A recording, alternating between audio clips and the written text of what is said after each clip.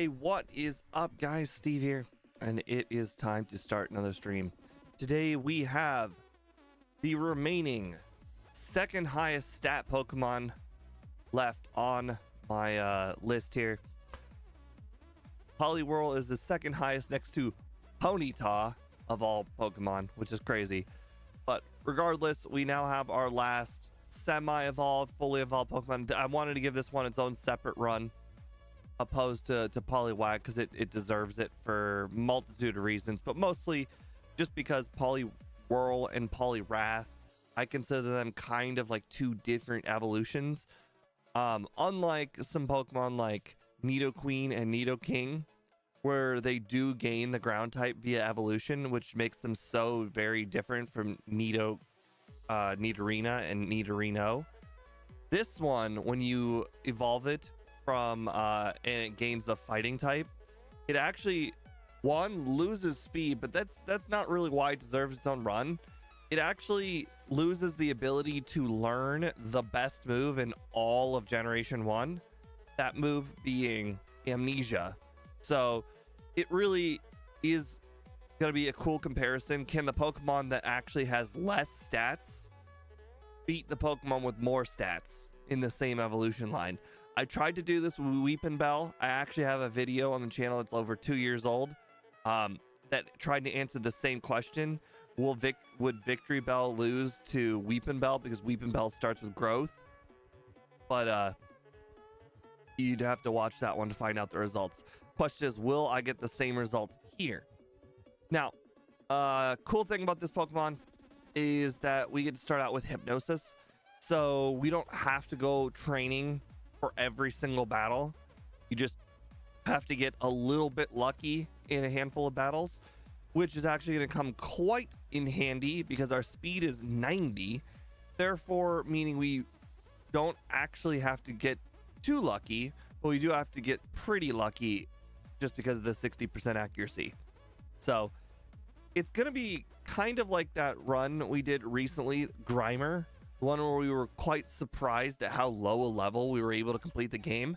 I honestly think we are not going to have to go do a whole bunch of extra training this run, because Amnesia is just going to be so incredibly powerful that we're just going to be able to slide through all of the battles, whether it be with Hypnosis luck or with just being able to overpower our opponents.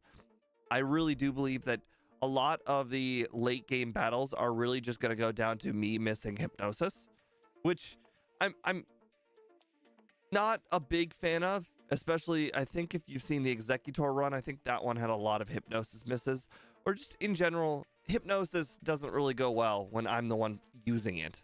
So that'll be interesting. I also found it very interesting that we actually get a higher attack stat than special attack stat, but I guess that's kind of like the Farfetch treatment. Give a low Pokemon a stat boosting move, and then watch it get real big real fast with Amnesia, whereas Farfetch got Swords Dance. So this one will be very, very fun. I also put the over under at 1 hour, which pretty much means, will I be able to beat the starters? Will I be able to beat Squirtle, Charmander, and Bulbasaur? My answer is probably yes, but I'm not gonna lie, all three of the starters, they do pretty good, and they have pretty good stats, and they get pretty good moves. We get pretty good moves as well. I do believe that between run 1 and run 2, we might end up swapping a move out. I don't really know what move that's gonna be yet. Like my final move set for this Pokemon currently for run 1 is going to be Surf, Psychic, Amnesia, Hypnosis. If that doesn't work, like for the next run, like I don't know what could go wrong, but 90 speed usually allows you to outspeed everything, including Alakazams, if you get enough Carbos, which we definitely will do. But if the moveset doesn't work, we'll try things around accordingly. But I don't think we're gonna need Ice Beam this run. I think Psychic is a pretty good replacement move for Ice Beam in a lot of cases. Of course, it's not going to be better for like Lance, but you know what? We can outspeed everything but Aerodactyl and Lance. So I think knocking everything out with Psychic's going to be just fine. The other thing, every single run that I end up using Psychic, I always have to PP up Psychic because 10 PP is just not enough. So we'll make sure to use all of our PP ups on Psychic. Let's see. I guess that's about it. The other thing is this is another Pokemon that does not get Dig when it gets access to Earthquake, but not Dig. I'm not exactly sad about it, but it would have given us pretty decent early coverage, and I am aware that if I were to teach over Dig, I would have to use Escape Ropes, but I think I can buy Escape Ropes in Lavender, so it's not like super far out of the way. Other than that, that is pretty much it. Swap over.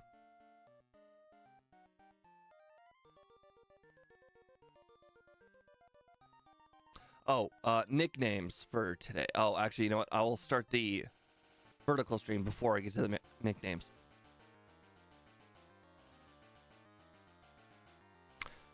All right. Hello, everybody. Today we are going to be playing Poliwhirl in Generation 1. If you want to see a stat and moveset analysis, make sure to check out the horizontal stream. For now, we're just about to get started. I'm going to go over the nickname choices. If you guys want your nickname chosen for the runs, make sure to go over to the community tab and comment on the polls. Today's nickname choices are between Stang Says with either Wag or Whirl, Andrew Palmer with Mascot, Annie C with Bobby, and Speedrunner0218 with Tadpole. So we've got 4 nicknames to choose from today with 2 runs. So I will pick my my favorite 2 nicknames out of those choices.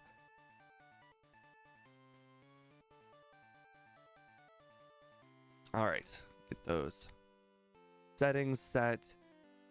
All right, I am ready to go. Oh, we don't start our timer until after we've nicknamed our Pokemon.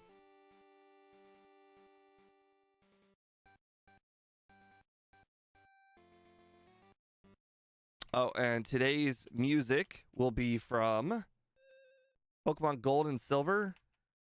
And I cannot remember what I picked for the second game. The reason why I picked the second game was because I know Gold and Silver's music selection is real short.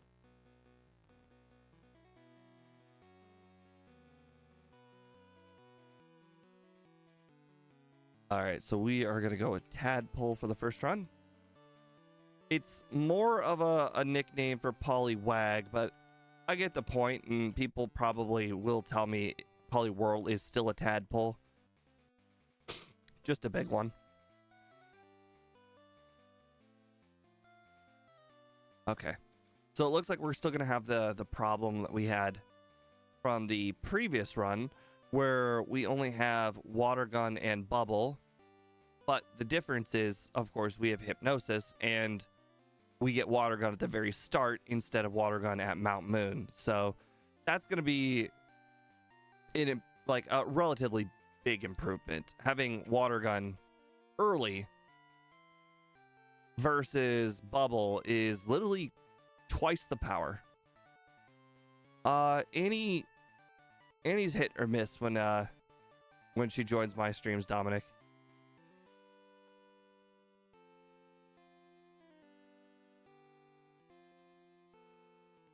Oops, I accidentally walked over a little bit too much grass.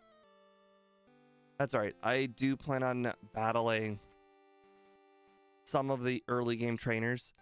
As you guys saw in our last run with Krabby, having Bubble for Route 3 is very slow. It could actually save you time battling wild Pokemon and trainers on your way to Mount Moon.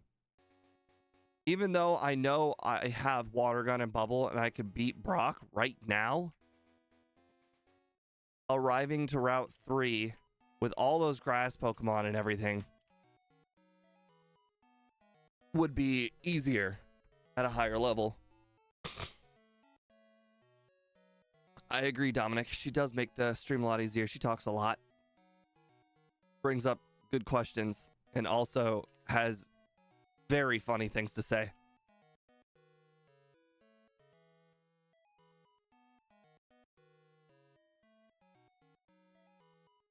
I've kind of grown accustomed to picking up all the potions on these first runs, just because I don't know what's going to go wrong, and also because our opponent or our Pokemon doesn't have the greatest stats. It's got like 400 something, which is pretty good, but not the best. Oh, that Diglett got 2 crits. The Diglett got 2 crits. Wow. Okay, we're gonna have to use one potion. Even though I'm fairly confident that we can beat Brock, I don't know if we'll one-shot or not. What about Hypnosis? The other thing, Jose, that might be surprising is that some of the Pokemon on Route 3 might be faster than us. Although with 90 speed, that's probably not very true. But believe it or not, Ekans and Rattata are not that slow.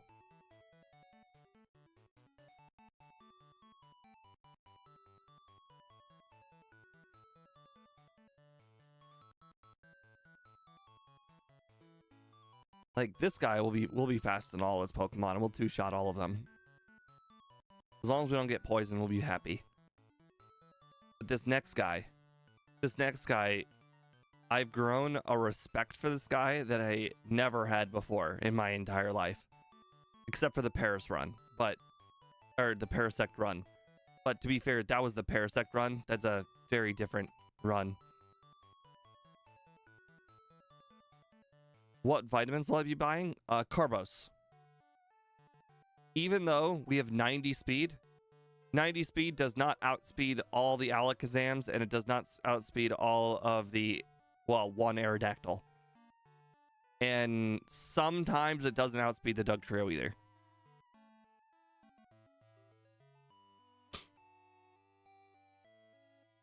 I'll definitely be kind of paying attention to our speed somewhere in the middle of the run.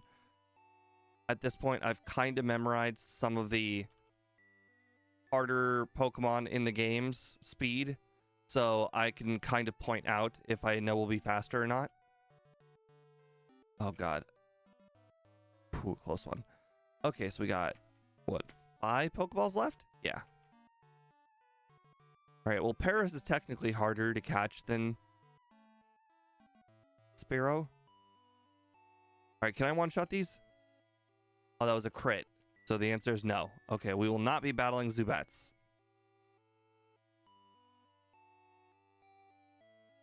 That's unfortunate. I really like being able to knock out these Zubats. I'll try again when I have Mega Punch.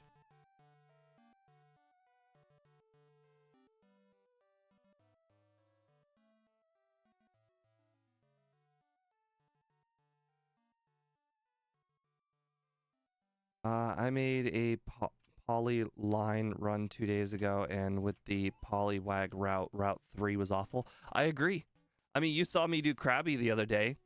There is a reason for, even though you can beat Brock early, you shouldn't beat Brock early. You really should train to like level 12, 13, using the trainers. At the very least, battle the trainers in Viridian Forest. The trainers in Viridian Forest are just there to get beaten. They give you decent XP. They're just worth it.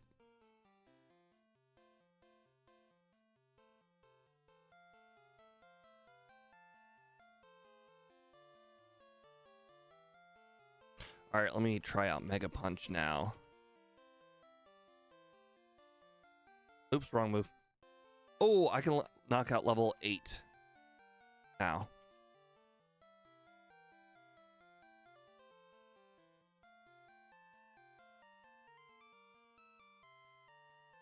Okay, perfect.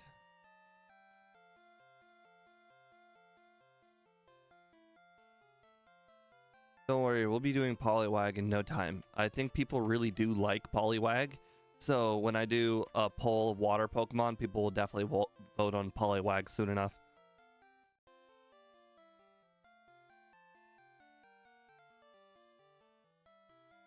Ooh, nice. That must have been a low range on that first attack. So far, this is going even smoother than I expected. I expected a move like Water Gun to struggle a little bit harder than it is. It's currently doing pretty good, but I guess to be fair, my expectations are currently crabby.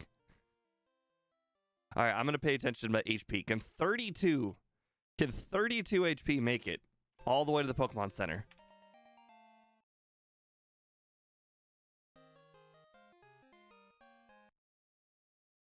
I don't have to heal, but it takes 30 HP to make it to the Pokemon Center. I generally do whatever runs people vote on. No, not vote on, sorry. It's whatever Ike picks. It's whatever guest we do. Like the Gen 1 backports, like on that backport list that you get if you become a member. The runs that are selected there were all selected by all the channel members. No, not channel members. Sorry, like all the guests. What do they call? Like, wow, I can't name them off the top of my head, and Discord's being covered currently. Like Ike picks a lot of them. Scott picked a few of them, like Kyogre and Groudon.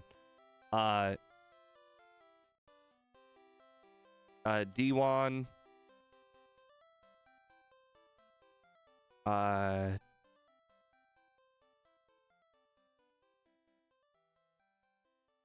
Austin picked a few. Oh, whoa, that was close. I almost didn't teach Bubble Beam. Hey, Boss KO. Right, now we save. Well, it's good to know, Area 91. All right. Ooh, two-shot. Nice. You know, I really like runs that are medium slow. You get to do so much less training in the early game, and I love it.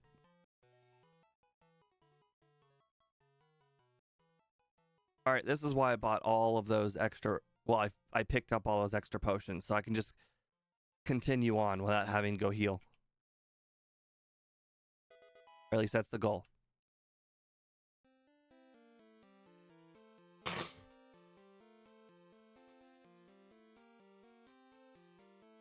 We'll use one Bubble Beam, and if that doesn't knock out, we'll finish them off with Water Gun.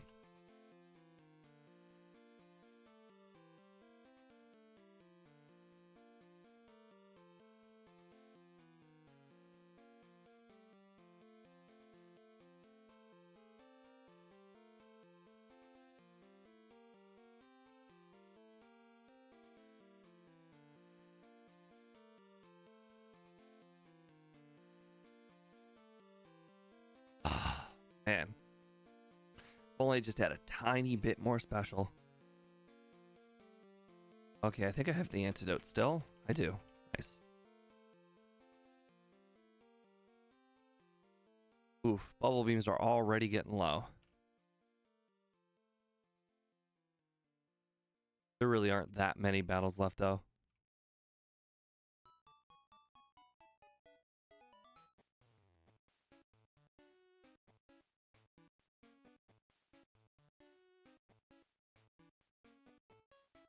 I never actually need Thunder Wave, but on these runs where I'm going to be skipping all of those early game trainers, sometimes the likes of Thunder Wave gives you an extra 1 grand. OBS reconnected. It's reconnected.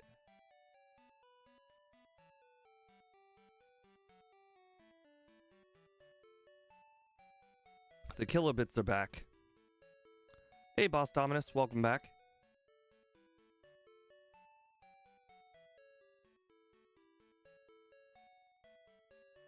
Okay, so far, so good. Interestingly enough, we are a lot closer to level 30, 33 than I thought.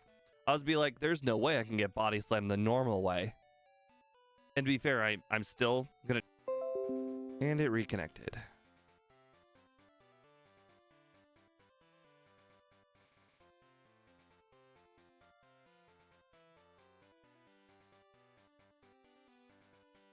Hopefully it's not too bad. I imagine you guys are missing some of the sections of the run.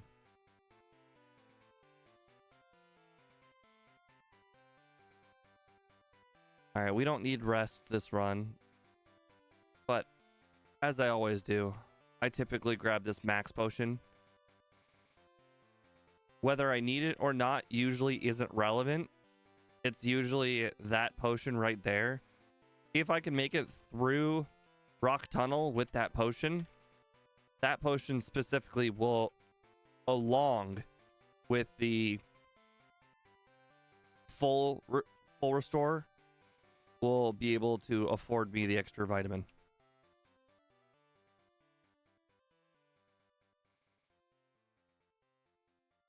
Okay, 2 potions, perfect. Unfortunately, it looks like I'm probably gonna have to use the max potion.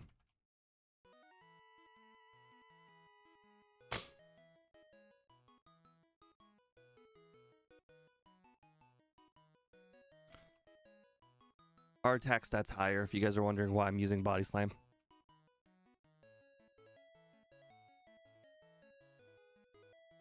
By a pretty decent margin too, because when you beat Brock you get the badge boost for attack.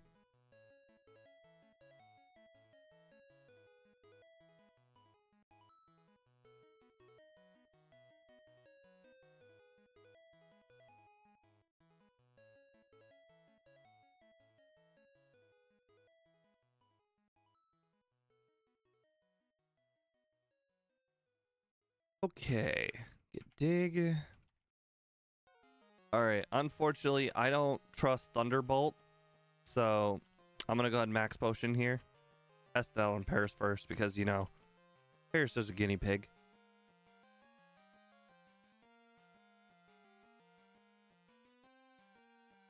Wow, we're faster than Voltorb. That's surprising.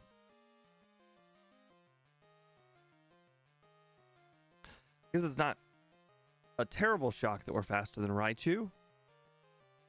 It's still pretty surprising. If we outspeed Voltorb, there's probably a good chance we outspeed Raichu.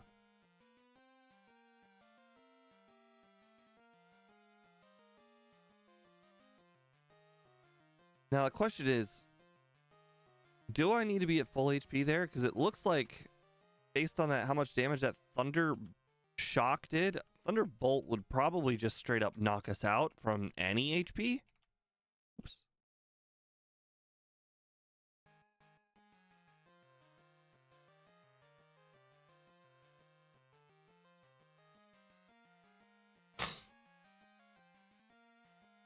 I don't know, Boss KO. I haven't seen him in a while. He's only been to two streams.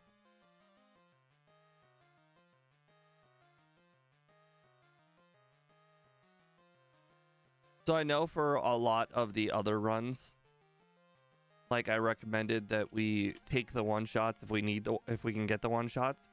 But this is one of those runs where we have a badge boosting move. Or well, we will later. And just like Grimer, we're just gonna grind our way through all the battles without leveling up. So the beginning of the run is really basically the hardest part. After the beginning of the run, it just goes down to Hypnosis luck. Looks like we get Amnesia at 41. So we're still a little ways away from it. All right, this is where we might end up having to use our full restore. And by might, I mean we will definitely be using our full restore. I just got so many fully paralyzed there. It was a little unbelievable. I don't I don't know if I even saved. I don't think I saved. I definitely don't think I saved. I did not expect to get like 7 fully paralyzed. On the bright side, at least this was run 2. Okay, well, I'll add the reset. They've just been defeated though. But I added the reset for the loss, but I'm gonna keep going.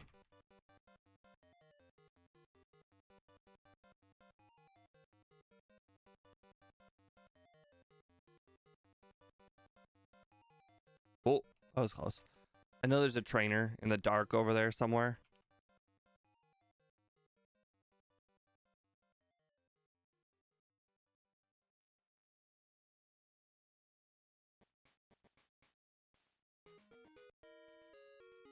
But as you could see, like, we got fully paired like 6 or 7 times, legitimately. That's probably not gonna happen on run 2. I unfortunately cannot use another repel because I only buy 5, which is the exact amount I need.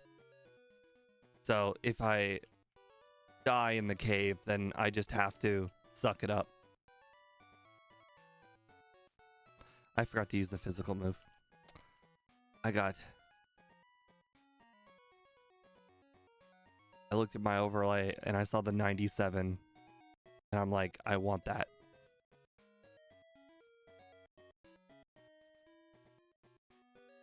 All right, well, we still have the full restore at least. Question is, will we be able to afford the 3rd Carbos? I think we will.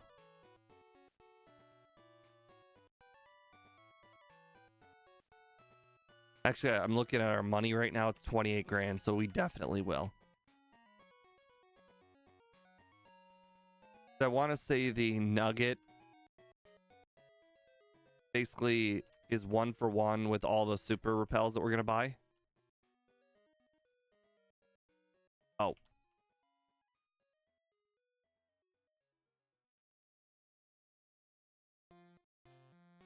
And now we're left with... Oh, hold on. I have to buy one of these. Okay, that's real close. Real close. As you can see what I mean. Oh. The margin for error, real slim. I'm not buying Ice Beam. If I end up needing Ice Beam, we'll use it next run. We're going to get Psychic this run. Speaking of Psychic, we're actually going to get it, like, now. Specifically for, Sprout, or the Pokemon Tower. Psychic will be pretty useful on the Ghosts.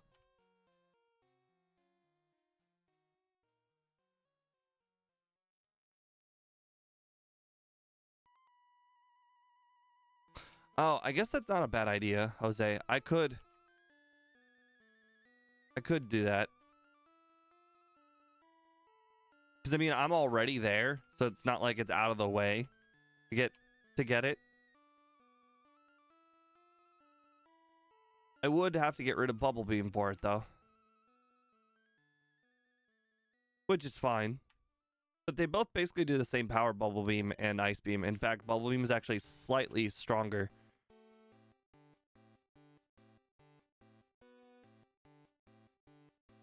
Ouch. That is, okay. Should be using Hypnosis. Okay. Oh. I just saved. I already saved. Okay, without the sand attack, this will be a lot easier. Still have to hit the Hypnosis, though.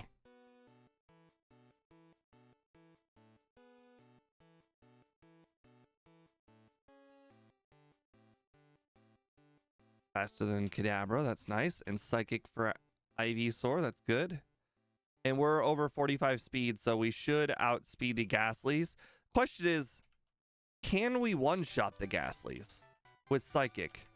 Normally, when we ask the question, can we one-shot the Ghastlies with a move like Ice Beam, we can't. Yeah, that's what I thought. I thought it'd be close. Dig is always going to one-shot, no matter what Pokemon we use, even if it's like not stab or anything, because Ghastlies don't have any defense. But even a super effective Psychic, they have a lot of special. So it's a little predictable. It's not going to one-shot. It's unfortunate.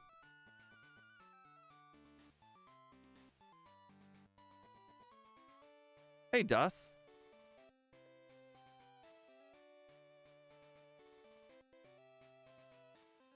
Oh, paralyzed. Do I take the risk?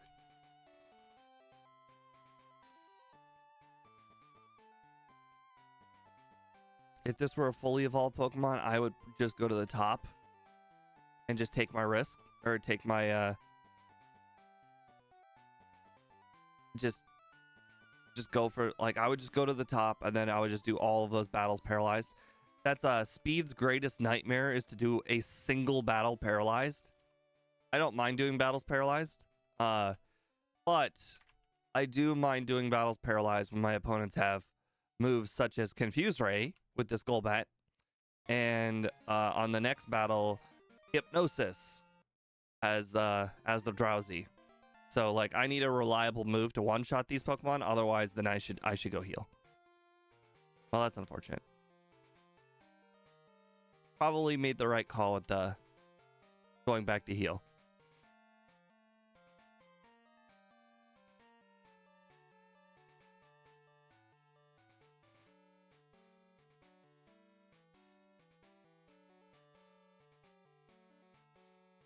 As you can see, we went through all of our Psychics already.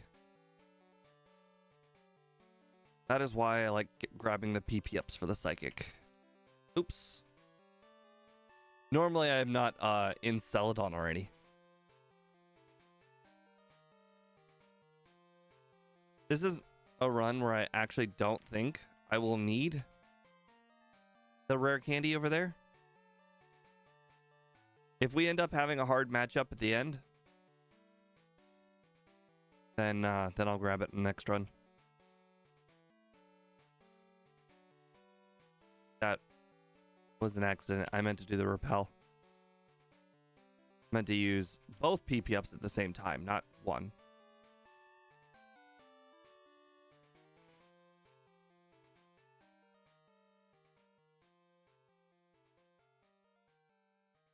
Hey, Andrew. All right. We are about to get a pretty massive upgrade when we get Surf. Here's the problem. We are level 34. We get Amnesia at 41. We have to beat some battles here, some upcoming battles, without Amnesia. Question is, which battles do we think we can win without Amnesia? Oops. I don't know if I can beat Rival 5 without Amnesia. Maybe there will be a little bit of training involved in this run. Unexpected training.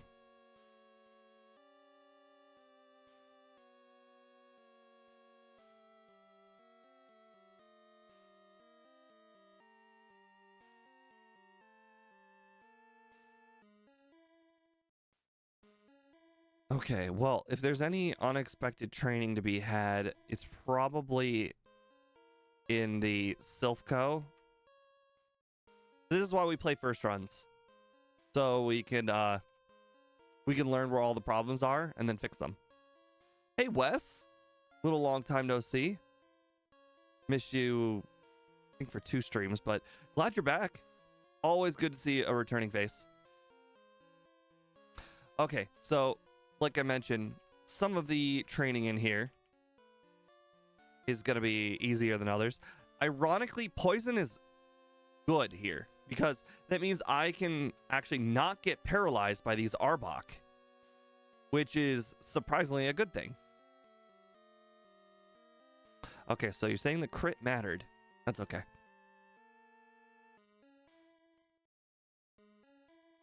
It doesn't look like we went to 41 with the training in here, though. So we'll have to defeat Koga without any sort of setup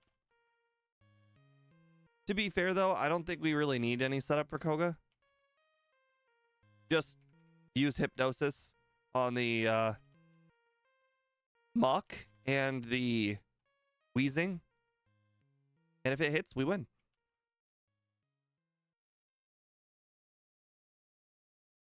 Oh. Have I ever played Madden? Yeah. I had Madden 23 over there. Not 25, 23. Oh, I've been checking in just a lot going on with mother-in-law having emergency surgery. Oh, thanks. Stopping by then. We have so much going on. Dust Yankee, I would say I'm a very bad Madden player, though.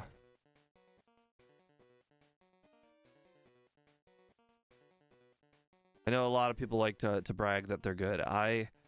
I am extremely casual. I play on the... What is it called? Not the lowest setting, but I play on the second lowest setting. I know there's 4 settings. That's why I have to specifically say the second lowest. I think it's called Pro. And then I think above that's all Pro and all Madden. I play on just Pro. The problem is, unlike a quarterback, I can't see the plays coming. I basically look at one route, follow that route. If the guy gets open, yay, good for me. If that guy doesn't get open, I just force it to one of the other buttons that may or may not be open. I understand football. Unfortunately, my brain can't comprehend it fast enough.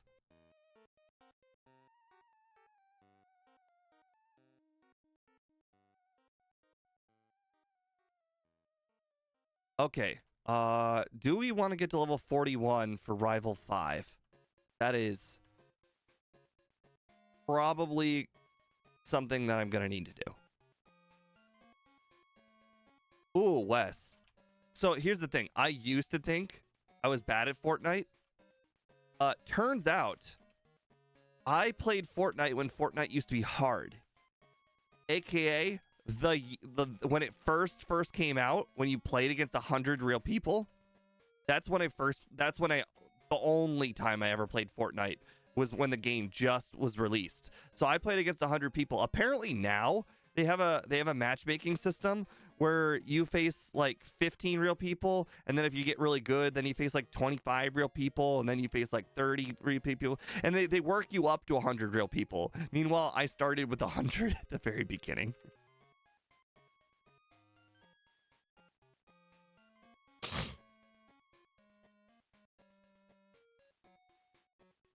It was like season 1. I never saw season 2. I was really not good at it, which is crazy because I was really good at Call of Duty, just not Fortnite.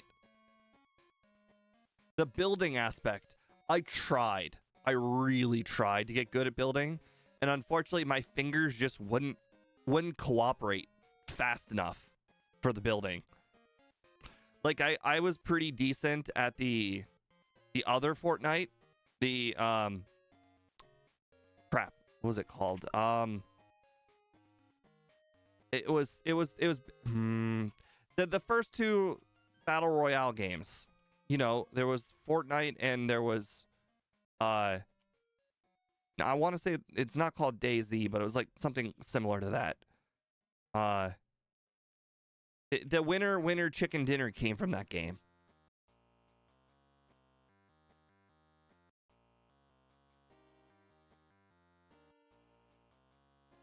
Oh well. PUBG. There you go, Boss KO. Yeah. I was good at PUBG. Because PUBG didn't require building. Well, guys, this is the last you've seen of Body Slam. It's unfortunate. Used the wrong move, too, against an electric type. Alright. It's not that I think we need level 41, but it'd be real easy to just put the Pidgeotto to sleep and set up. And you probably... The thing is, like, yes, we're going to level up in the middle of the battle, but it doesn't matter because we're already faster Oops. We're already faster than the opponent. We just want the special increase. The special increase that you get. Yeah, this is what only having 50 special looks like. Even though our special attack is through the roof, it's still 50 times 3.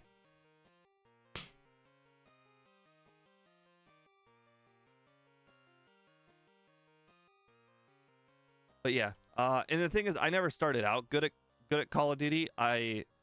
As a teenager, I got good at Call of Duty. I actually have a very specific example. So, I started with COD 4, and I had like a 0.48 KD ratio. So every one death I had, or sorry, every one kill I had 2 deaths. So it was very, very bad. Then Modern Warfare 2 came out. I was very bad at that one too. But I didn't play those games very long. Like I didn't even get to the max level on there. Oh, whoa, I haven't done. Hold on. Okay. So then Black Ops 1 came out. And Black Ops 1, for the first 2 prestiges, again, prestiges, I had a 0.5. Real bad. Then, for the next 5 prestiges, so again, 7th prestige, I brought that 0.5 all the way up to 1.0 from the next 5 prestiges. After Prestige 5, I got it all the way up to 1.1, which is pretty impressive considering how many kills you do in that game. But when Modern Warfare 3 came out, I got real good. My KD in Modern Warfare 3 is like 1.9. Let's see. We're doing Koga next. And then Ghost came out, and then I got like a 1.4, and then I stopped playing because I became an adult at that point. But that's basically the history of all of the Call of Duty games as I was a teenager.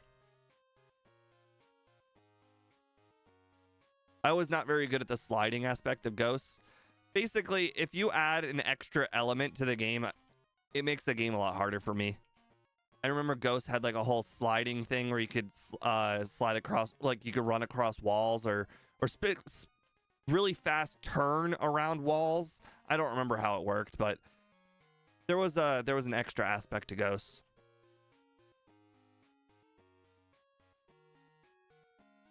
No, wait. It might have been Advanced Warfare was the one with the. But to be fair, I didn't even get first prestige in Ghost, and I didn't get first prestige in Advanced Warfare. That was when I stopped playing. I did buy Black Ops 2 and I did buy Black Ops 3, but I didn't get very far in them. I don't know why I just healed.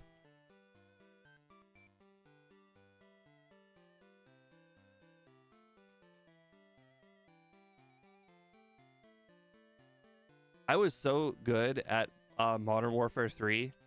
I actually used to make edited videos about it. So I like, for instance, you guys ever heard of that song 99 Luft Balloons or 99 Red Balloons? I think I used the American version. It goes da da da da da da da da da da da da da da da da. Anyways, I made a video where every single beat of that song I got a tomahawk kill. So it's da da da da da da da da da. Every single kill. Like that, I basically made a video in that game where I got like 95 tomahawk kills or 100 tomahawk kills. Crazy thing is I still have it somewhere on my old hard drive.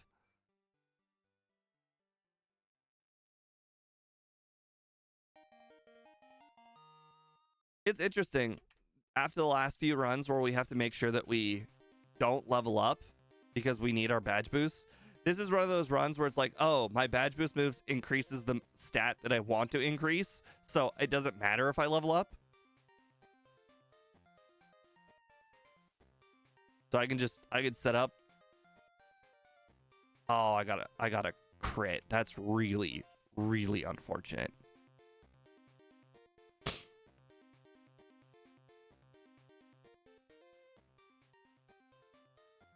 Yeah, I got good at everything in that game. Both Black Ops, oh, actually, you know what? I think I got to like 9th prestige on Black Ops 2, but again, I had like a 1.8 KD or whatever in that game. I was very good at it. Holy crap. You guys notice we're at 38 minutes. We're gonna really kill this run. This run is going really well. Unfortunately, Dust Yankee, Modern Warfare 2 came out back when I sucked. Although, to be fair, I wasn't very good at it. I wasn't really a big fan of the aesthetic of Modern Warfare 2.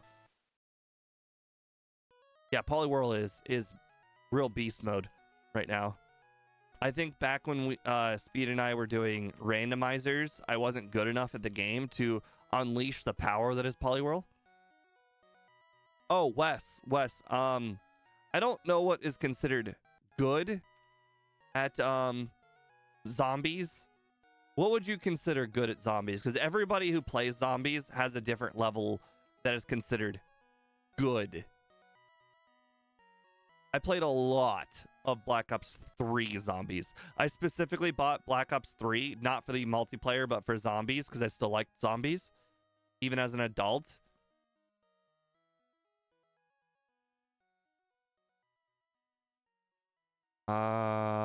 Wave 55.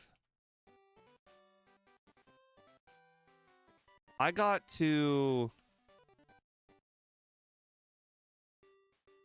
51. The reason I remember 51 is because I remember being extremely excited I got to 50, and then I remembered I died one round later.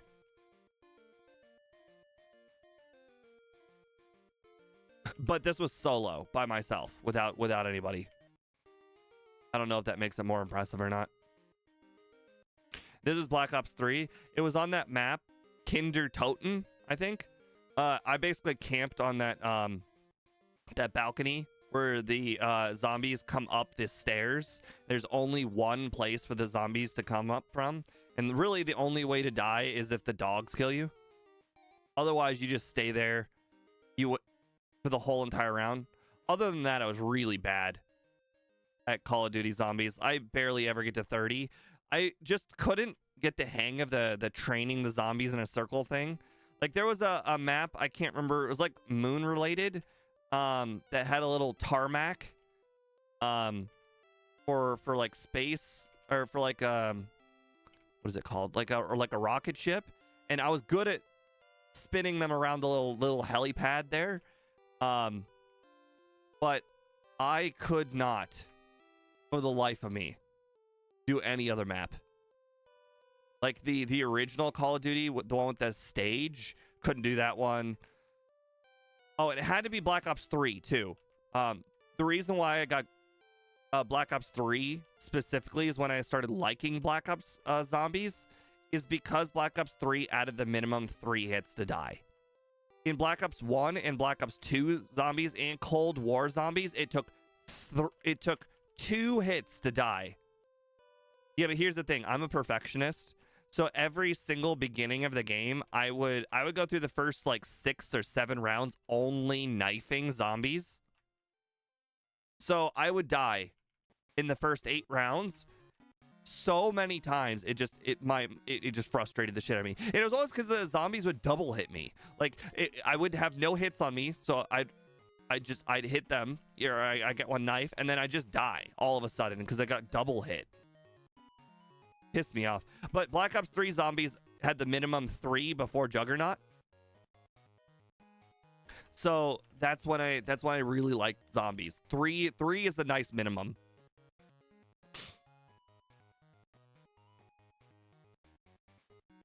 That was almost embarrassing. I almost forgot where I was. I'm glad that so many other people voted under. They had more faith in this Pokemon than I did.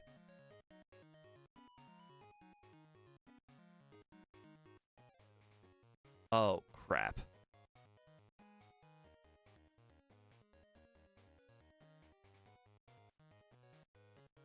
All right, this is a badge boost Pokemon, so 2 is probably good enough.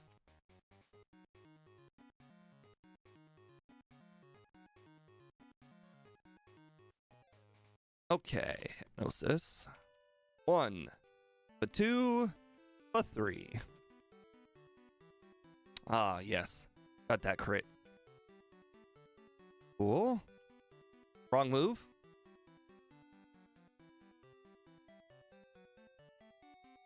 Nice. You know you're powerful when you can knock out that Jinx in one hit with a special move.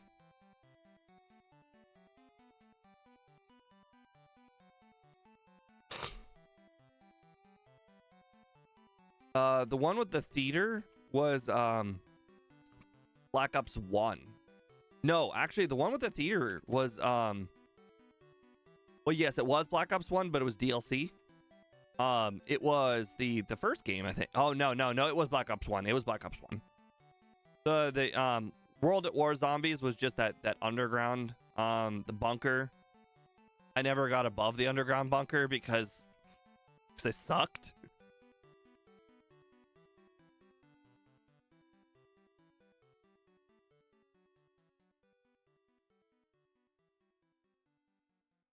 Yeah, there we go. That's what I needed. Well, oh, I got a crit. Okay, thank you for not putting me asleep or confusing me. I appreciate it very much. Oh, Black Ops.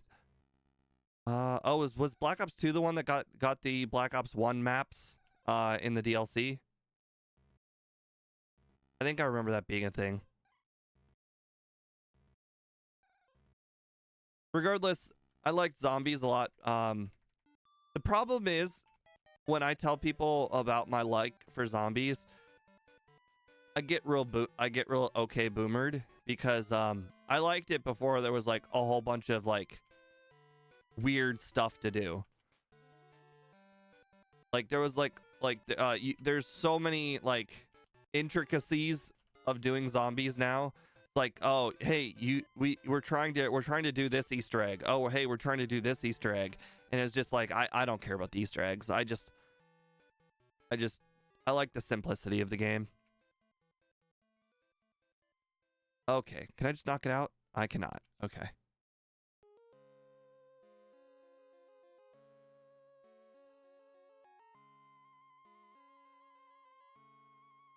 Okay, well, I got so many moves on me. Actually, you know what? Screw it. I don't even think I need the rare candies. Actually, hold on a second. If I'm going to be setting up amnesias, I should probably use the candies. No, I should not. That means if oh well. We can probably do the game at an even lower level if I just didn't use those candies, because then I just don't have to pick up candies. Means I can skip the candies and save more time. Oh well.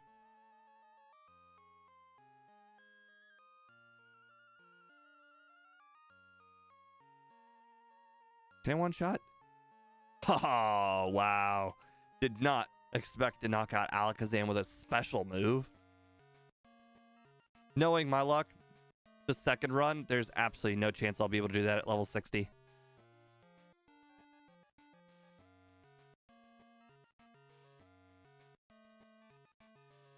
$47.10. That is so under 1 hour. It is unbelievable. And the crazy thing is, if I recall this run correctly, the Poliwhirl run, it required you to basically get Alakazam misses. Like, not misses, sorry. It required Alakazam to use Psybeam instead of Psychic. I want to say something like that. Regardless, I remember there was luck involved in Alakazam or in Poliwhirl, because Poliwhirl is just so slow that you at no point will be able to outspeed the Alakazams ever. By the way, we outsped every Alakazam. We outsped everything in this game. Nothing outsped us this entire run.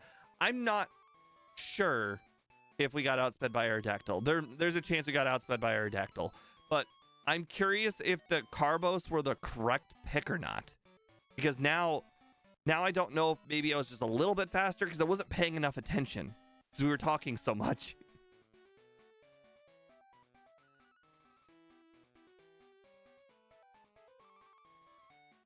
Sub 45. That is hard to say. Let's see. What was 47 put us? 47 puts us all the way up with Slowbro. Okay, what do we get? 47 with 309. Okay, so we're behind Slowbro. We're behind Clefable. Oh my god. I beat Alakazam. That's just how outdated that Alakazam run is. That Alakazam run is over 2 years old. It doesn't even use the bike. Oh, that's so crazy though. Alakazam.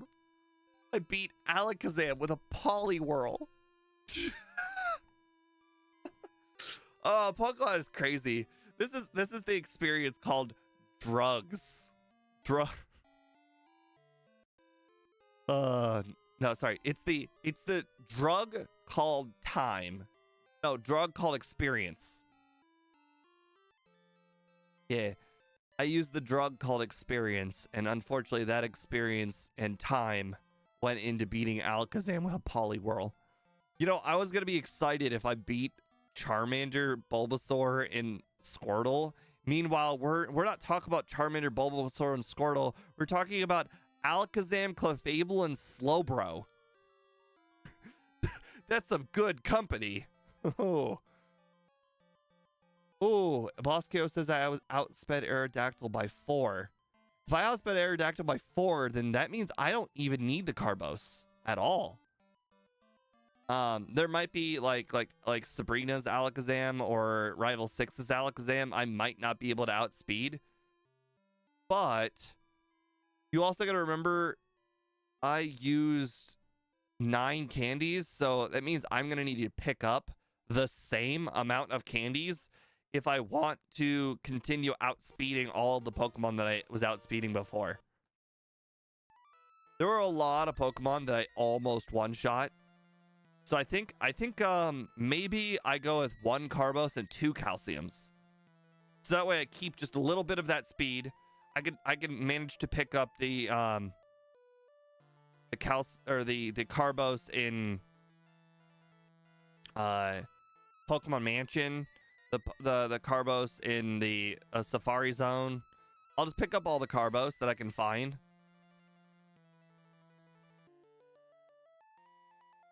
Oh, also that level 41 thing. I'm curious where the most efficient training is to get to that level 41. I know I battled the trainers in Koga's gym, but that's still risky.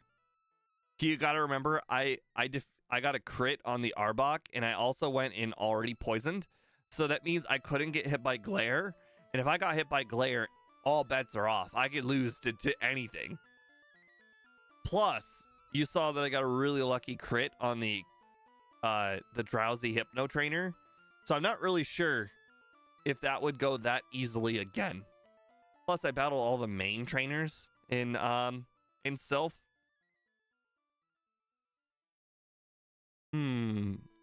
How do I most efficiently get to level 41?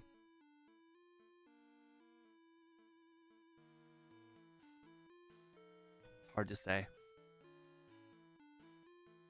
I'm curious. Maybe I should go to... What if I were to go to level 41 before I even start Koga's gym? Like, what if I were to do the training in Sylph, then immediately back out and go into Koga's gym? And just do the 2 mandatory trainers with amnesia and all of that, because then it doesn't even matter if any luck happens. Because if you guys saw that I had to not get hit by Smokescreen on either of the 2 coughings, and the Weezing stayed asleep the whole time. So that was really lucky. I'm not sure I can duplicate that luck. So maybe I should get to level 41 before I start that gym. I hadn't contemplated that, MVF. That's an interesting idea. So you guys saw that we did not need those rare candies at the very end of the run. What if I actually go out of my way to pick up that candy in the Rocket Underground, the one with the extra PP up, and then use early candies to get to 41, and then I'll have like just a few left over later. So that way I do no extra training.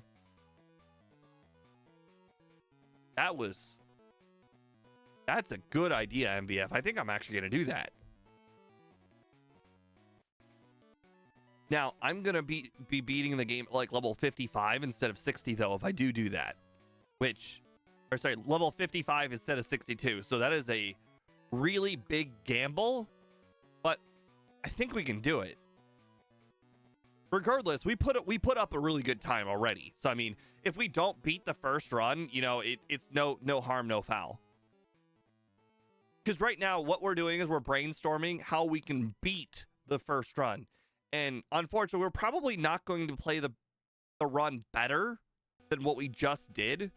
So trying to do something like do all the candies early is like a Hail Mary that will screw us in the late game. But if it doesn't screw us in the late game, we will beat the first run.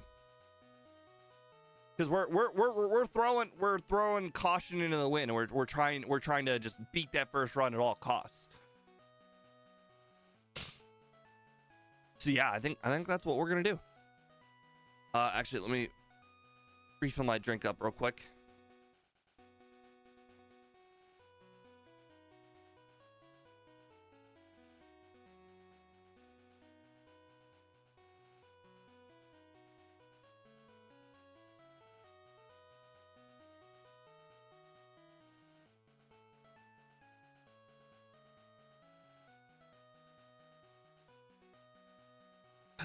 Wes, the vertical chat, for some reason, if things go wonky, like internet wise, the vertical chat for some reason gets further and further behind. So I understand why you are probably in the realm of 30 seconds behind. Usually Andrew Palmer goes in the vertical chat, but I think when the stream gets too far behind, he usually moves over to the horizontal. Again, there are two different streams on my channel. One is horizontal, one is vertical. But seeing as you're talking the vertical one, you're probably on your phone, so makes sense to use the vertical. But I was having internet issues earlier, so that's probably why it's behind. Okay, and the second run, our nickname is going to be, we just did Tadpole. The shortest nickname was Whirl. Mascot's got 6 letters. Bobby's got 5 letters. So it's really Wag or Whirl, thanks to Stang Says. So you know, I'm gonna go with Wag. I don't really think it makes much of a difference, the nickname length, but you know, we're talking tiny margins here, seconds. You know, I think we got 47:10. If we were to get like 46:59, that's the difference of beating. Was it Slowbro and Wiggly? No, Slowbro and Clefable. Oh, and Persian. Like, the difference of 11 seconds is beating 3 more Pokemon on the list. 11 seconds.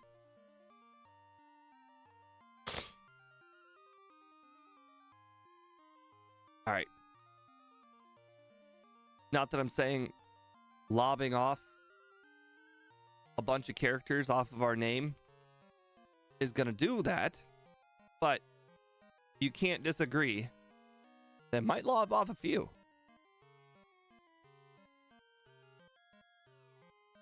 Because your Pokemon's name shows up on the screen a lot.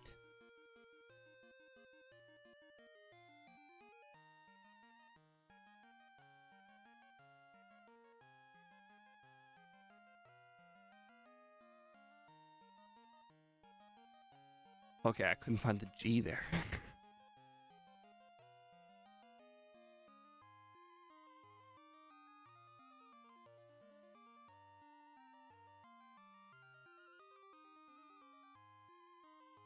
There's not really much Bulbasaur can do, but unfortunately, Water Gun is just this weak. And you saw it was kind of a 50-50 battle if we don't hit it with at least one Hypnosis. By the way, we used every single potion. So, I'm gonna make sure to pick up all those potions again.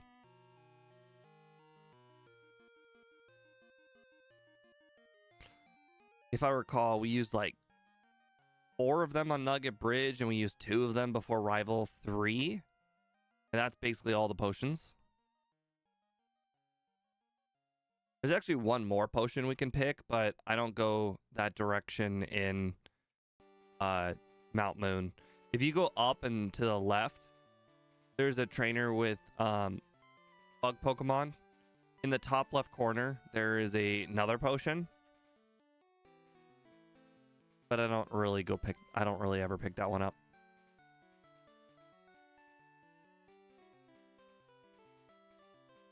All right. Last time I only defeated the first bug catcher. Oh crap.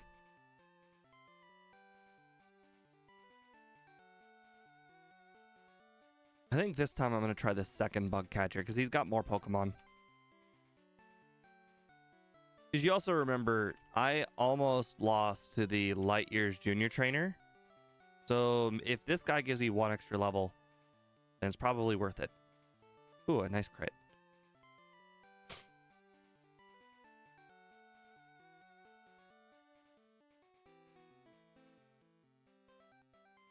Hey, no poison, no damage. Nice.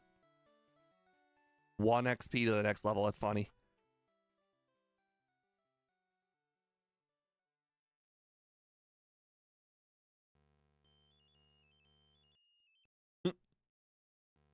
This song is called Radio Transmission. I wonder where they got that name.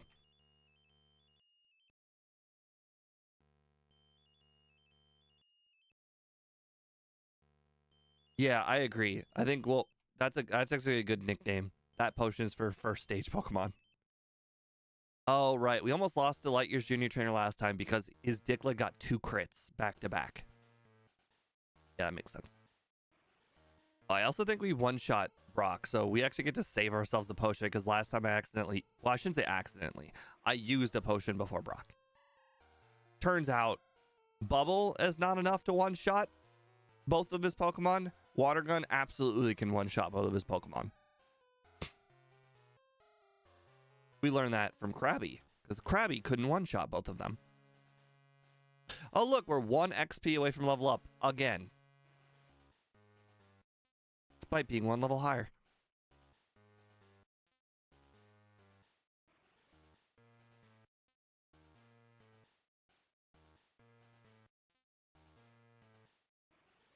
Okay. Hey, no poison. Nice.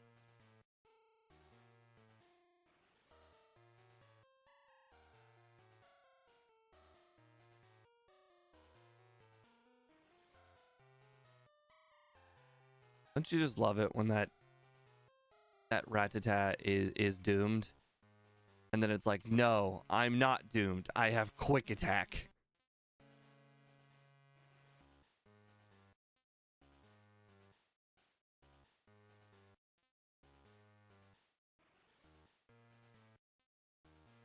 Oh, nice. I feel like this 1 extra level helped. It just feels like I'm 2-shotting everything instead of 1 shot, or instead of 3-shotting them.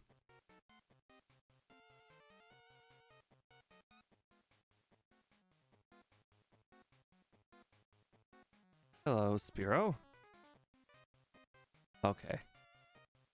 Immediately woke up. Come on. might as well just throw Pokeballs from the start if I knew it was going to take so long to put it to sleep. And then it just doesn't stay asleep and then goes in the ball anyways.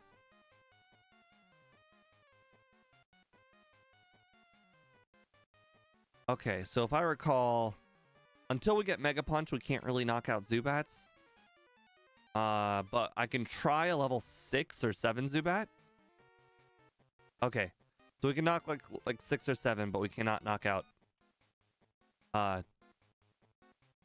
8, 9, 10. All right, Paris is out of the way. That's good.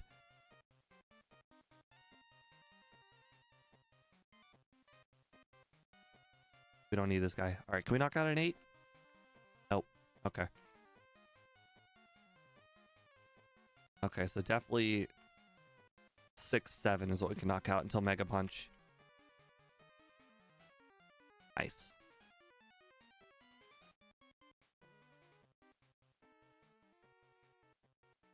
All right.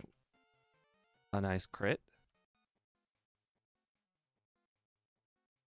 Okay. Okay, let's try our newfound Mega Punch on a level 8. Perfect. This training is so irrelevant, but surprisingly, this Zubat training adds up. It doesn't add up to a lot, but it does add up.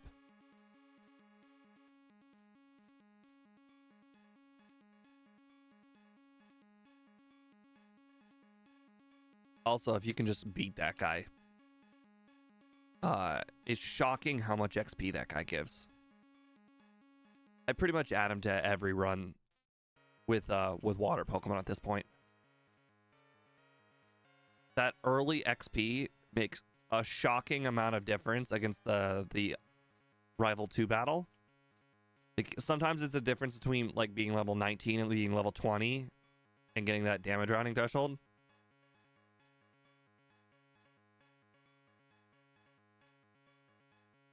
Oh wow, we can one-shot a level 13 Zubat. That's sweet. Maybe Mega Punch is... Oh wow, it is 31 versus 41. Okay. Well, it was nice while we had it. Okay, well, it has missed, I think, an awful lot.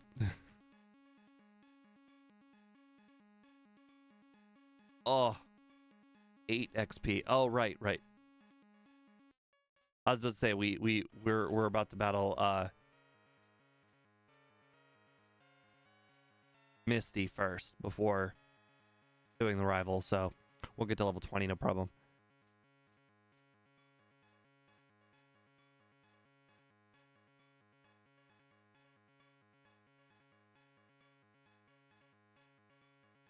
No, stop missing. No, don't hit yourself, please. Okay. That's one potion if I ever saw one. Save just in case. Lots of weird things happen with the Misty battle, especially when she's early X defend. I figured that was a 2-shot, so it wasn't worth using Hypnosis. This, however, is going to be more than a 2-shot. Oh my god. Gotta love relying on inaccurate moves. Takes you 3 turns to use a move, but at least it stayed asleep and compensated for those 3 turns, so I'll be happy.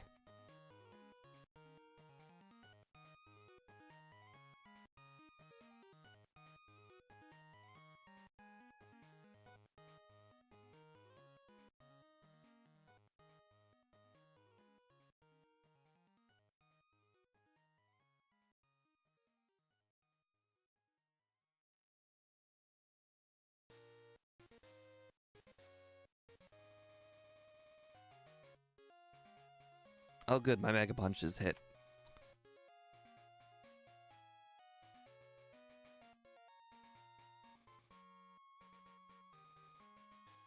Okay. The last time I was doing Bubble Beam first, Water Gun second. Maybe this time I go Mega Punch first for the Pokemon with slightly more defense. The Nidorans, the Pidgeys, and whatnot. Maybe I can one-shot them instead of 2-shot them. Okay, that was a crit. I didn't use very many Mega Punches here on this route.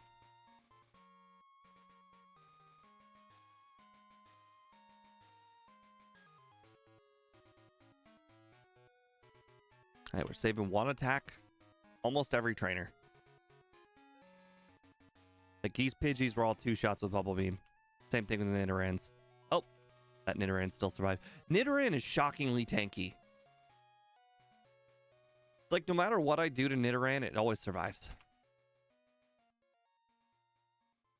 How was the last run, Area 91? We got... we basically tied Slowbro and Alakazam. That's some pretty good company.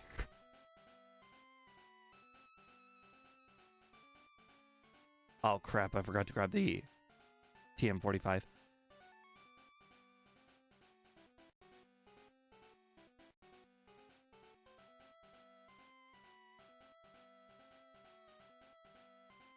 As much as I'd love to battle the guy with the rock ground type, we're literally trying to save 10 seconds this run.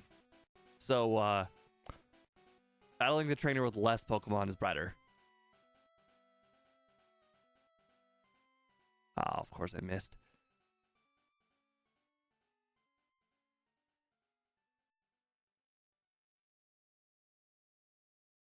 All right. Can we hit 3 Mega Punches? Nice. I feel like every time I start these battles with Mega Punch, I am just like, wow. I can't believe our 80 power move is better than our 97 power move.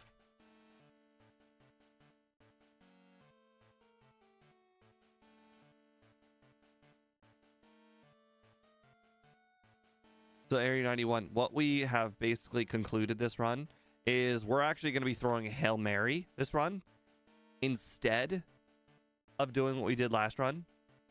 We're not going to try and repeat what we did. What we're going to do is we're just going to do everything a little differently. So instead of training in Silph and training in Koga's gym, what I'm going to do is I'm going to use all of my rare candies to get myself to level 41 as quickly as possible to get Amnesia. And then from there, we're just going to play the game the same. The difference is we're just not going to have candies. And at the very end of the run, we're probably going to be finishing the run at 55 instead of 62. And you know what? If we lose because we're 55 and our stats are just not as good as they were before, you know, we tried. We threw a wrench into it. And you know what? If we are able to beat the game at level 55, then kudos on us for thinking... Oh, whoops. Kudos on us for thinking of a really good strategy. Okay, well, I just wasted a whole bunch of money. That is really unfortunate. I don't think we're going to be able to afford the 3rd vitamin now. But we can still get 2. I still think we should probably get 2 Carbos. Well, actually, no, I said 1 calcium, 1 Carbos. Never mind.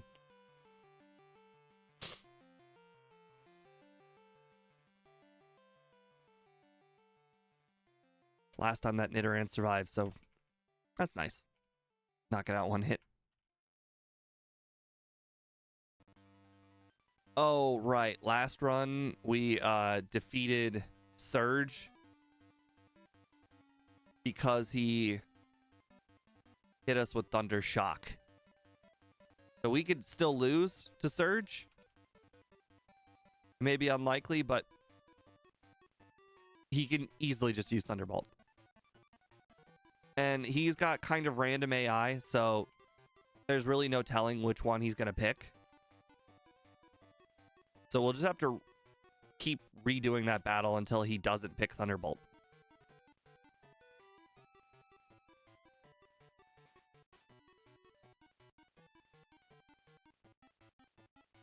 Oh good, we got to keep our max potion.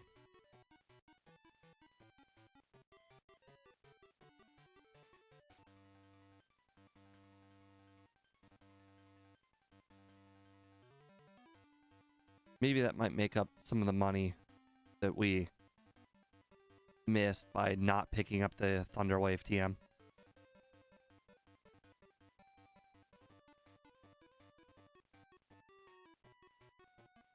Although, to be fair, if we are close enough to the being able to afford a third vitamin, I could just buy the vitamins on the top floor.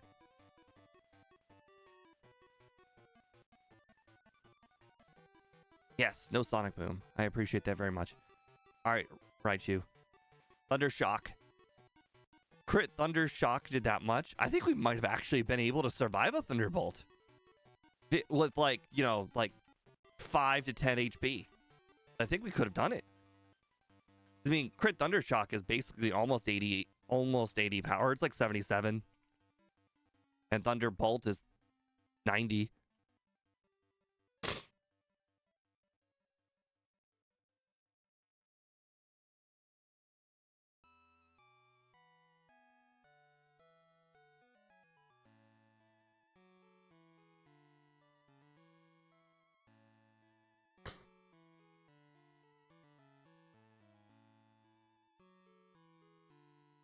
Oh, wow.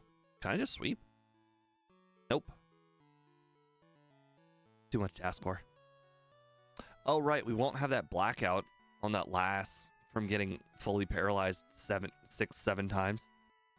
That'll save us more than 10 seconds alone.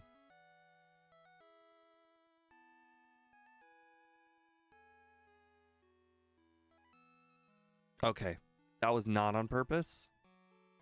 I just went up too many steps. Oh well, not the end of the world. Battling an accidental extra trainer is sometimes a good thing.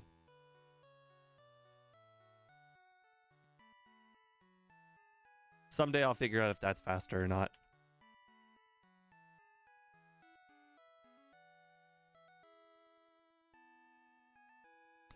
Alright, I think we still have one regular potion.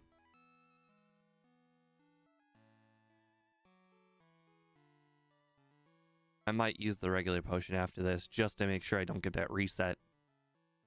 Like, your chances of getting fully paralyzed 6 times are low, but they're never 0. I like that meme. Or you get a crit, you know, the exact opposite of last game. You know, I can deal with poison. Poison is perfectly fine. All I have to do is make it to the end of the cave without dying. Not too hard. Everybody else left in the cave, pretty weak.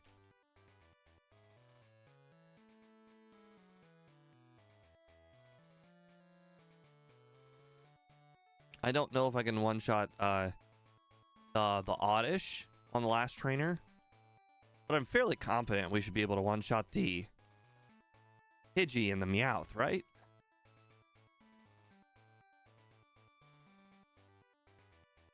Okay. Well, you know, that's fine. I'm not confident we can beat the Growlithe trainer with 17 HP, so I'll heal. Not a big deal, but it's something.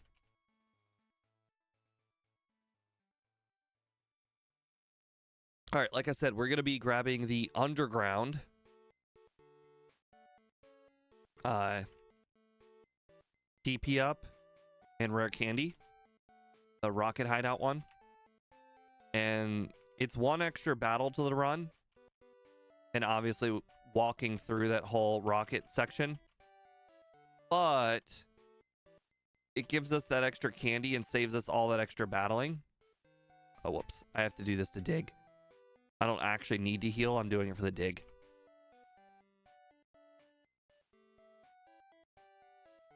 Also, whenever I grab that PP up that I just did now, later, it always takes a lot of extra time. So I really got to remember to do it at that specific moment right there.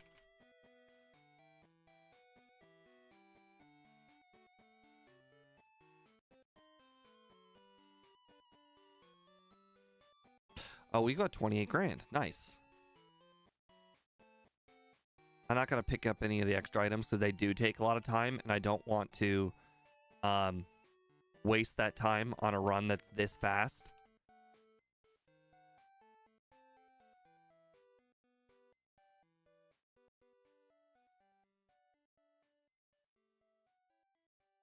Full restore, max potion, 24 nuggets. Super repels. 1 Pokédoll. Alright, somebody gave me the advice that we should consider getting Ice Beam over Bubble Beam. I agree. Until Surf. Alright, we'll get 1 Carbos, 2 Calciums.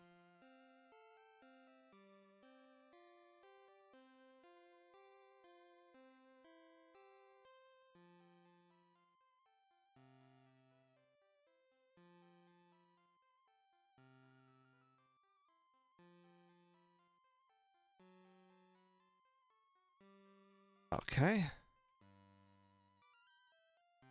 I don't know why I always check my flyer. It's like, stupid, you don't have fly yet. What do you think I'm gonna do? Fly you across the world?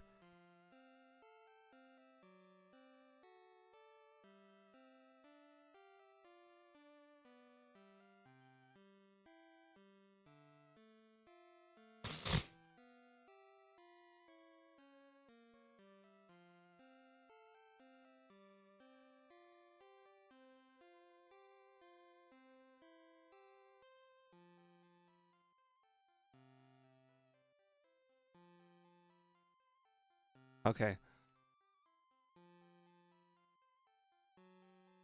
Interestingly enough, I'm curious if us accidentally battling some of those extra trainers earlier will make a difference here. Maybe we can one-shot at least the first 2 Ghastlies. It's probably unlikely that we one-shot the later Ghastlies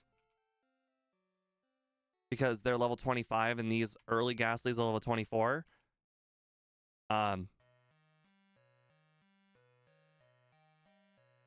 Okay, well, we can't one-shot Growlithe now without Bubble Beam, but that's fine. How dare you? Well, we're not going back to heal, so we're just got to battle the Ghastly trainers without full HP. Crap. Crap.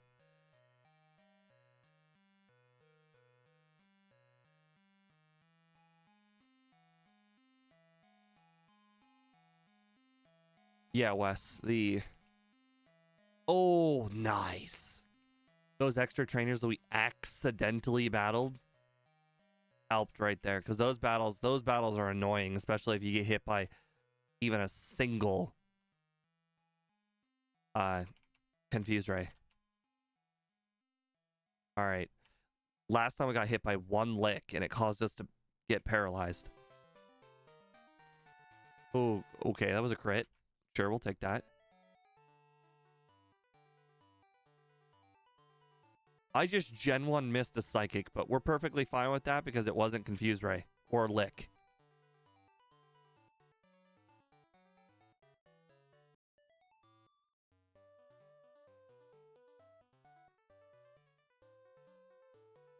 We will definitely take those, I agree. I just used the worst move. Not that it would have made a difference. I don't think 10 extra power would have knocked out that Golbat.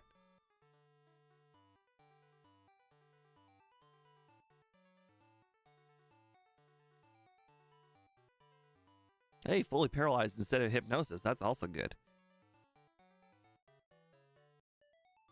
Okay, so for anybody not knowing, how many rare candies do we have now? Right now is the last battle before Koga's gym. Let's see, how many candies do we have? We have 5. We need 1 more level. Okay, actually, that means we can battle the trainers in Koga's gym. Specifically, the 2 mandatory trainers in Koga's gym. To get that extra level.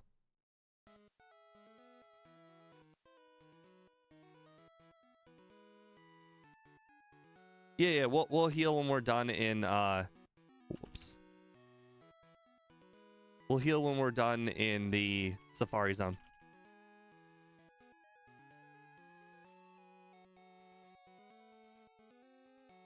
So the PP up is always in the flowers. Well, Sorry, it's not in the flowers. You find it when you're standing in the flowers.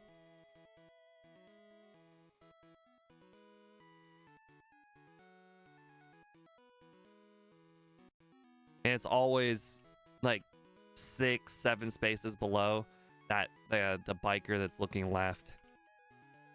Usually, if you use your repel at the Snorlax, your repel will end, and the PP up will be literally 2 spaces below you. So using the PP up is a really good way of gauging where the PP up is for the regular man who hasn't played this 100 times. Sorry, 1,000 times.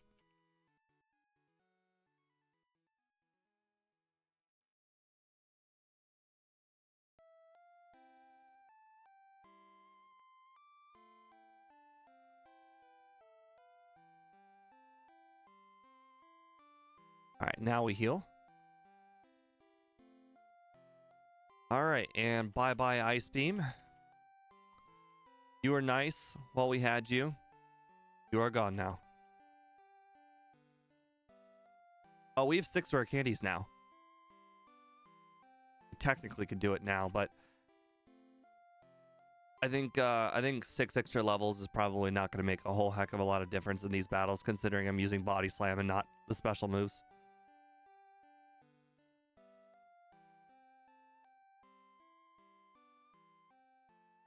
Okay, well, this trainer's not going to give me 3,000, so rare candies it is.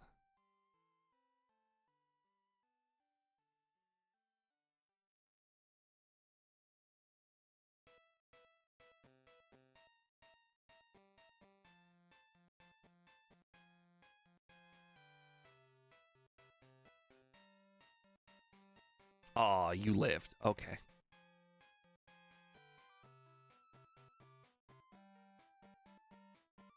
Okay, seeing as last run... Energy full. Next potion. Last run, it was a 3-shot to knock out the last Pokemon, so we need 2 Amnesias here.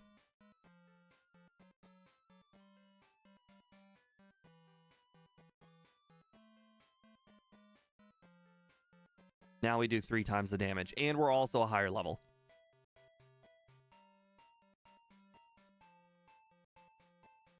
And now we can skip all the training.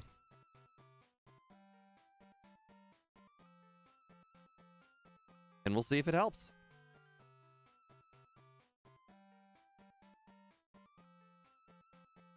Believe it or not, using that bike to go a small distance is actually faster, which is crazy. But you walk pretty slow.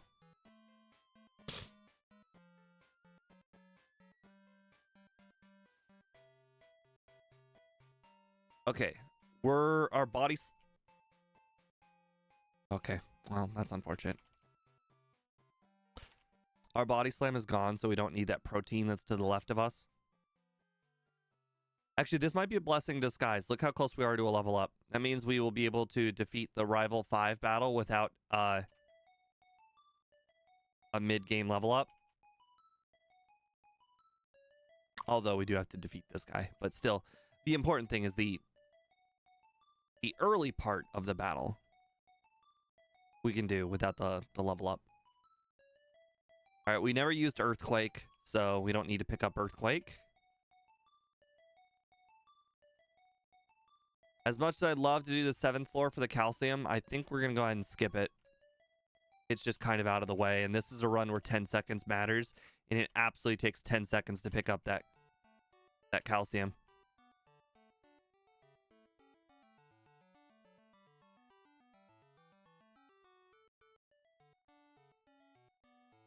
Ah. No! Not a sand attack. Okay, screw it. That was too many misses. We're not trying to go for a reset list here. We're trying to go for as fast as humanly possible. It woke up too often and too quick.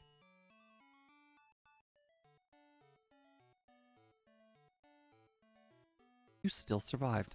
Unbelievable.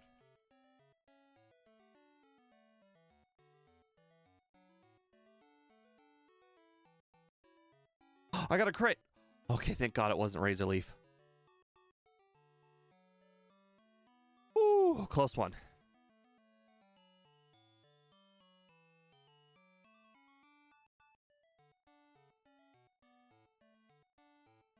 Dude, we are going to set a top tier time. This is going really well. Oh no, not poison gas. Whatever shall I do? Oh, we also did have to defeat Erica, and last time we couldn't one-shot the last Vileplume. But now that we used all those rare candies, I'm pretty sure we can one-shot the Vileplume.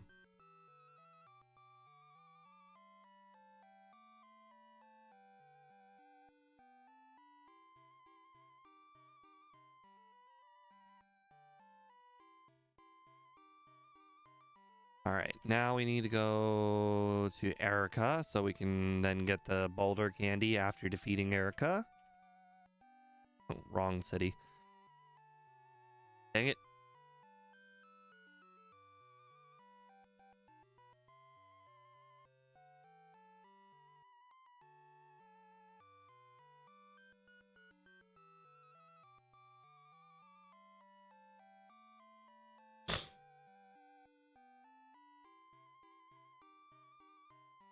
That's fine. Not even gonna bother saving. Pretty sure we should just be able to one-shot sweep.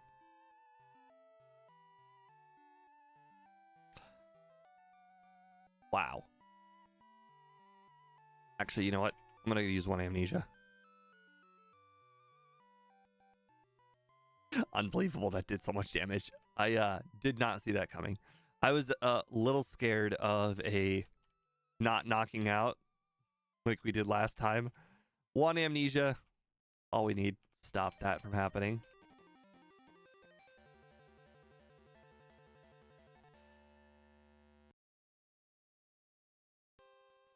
Still, I wouldn't want to use the amnesia on Victory Bell because it has sleep powder. I'm not necessarily worried about what happened there. What happened there was fine. All right. So we got one less Carbos this run. So I need to make sure to pick up the one from in here. I'm also going to pick up the calcium while I'm here.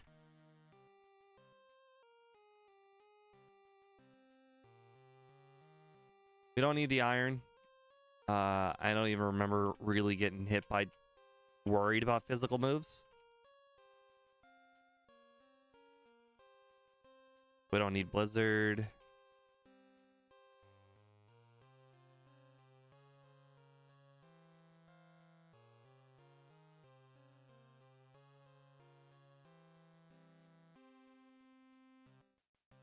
Nice.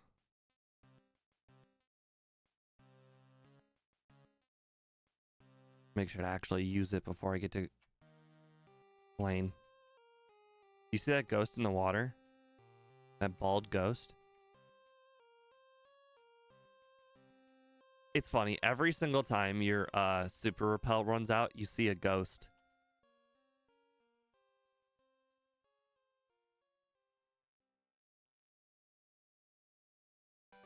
Almost every time.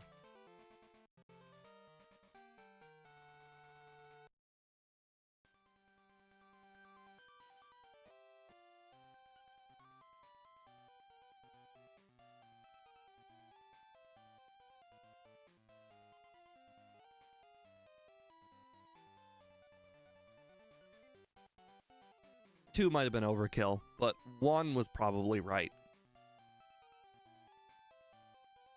Oh, I got a crit, so 2 was definitely overkill. Plus 2 would have knocked out Arcanine because of that crit.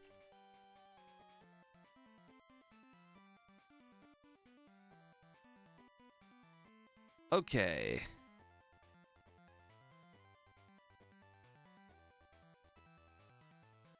Up, down, down, left.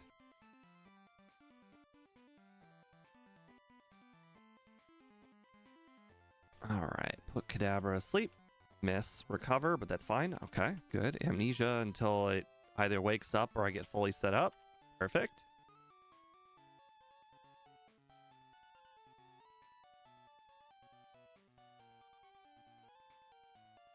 Perfect.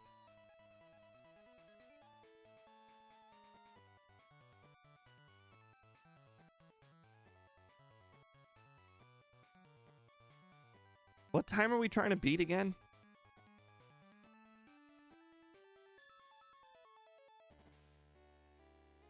Was it 40, like 9, 47? I think it was like 47. We are absolutely murdering that time.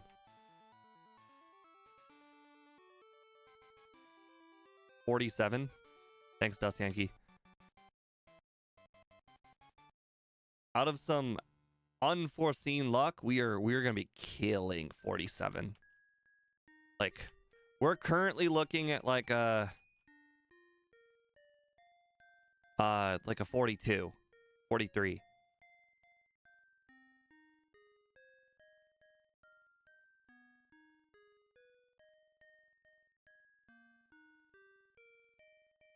Okay, maybe a 43, 44. My bad. I didn't realize we were so close into the next minute when I made that guess. But yeah, we're gonna cut 3 minutes off our previous time for sure. Up to 3 minutes. Crap. Okay, well that doesn't really waste that much time. It's annoying. Not that big of a time waste. It's like 2 seconds.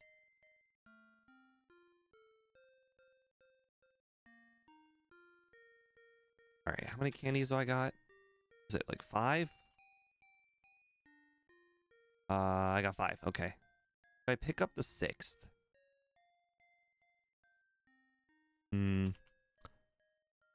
At this point, because we're so under leveled, I probably should pick up the 6th.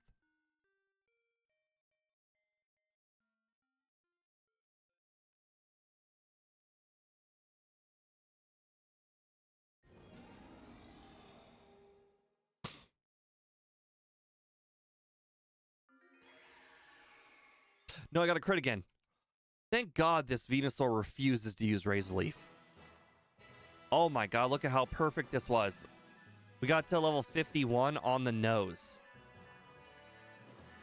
Okay, well, let's just use our candies now.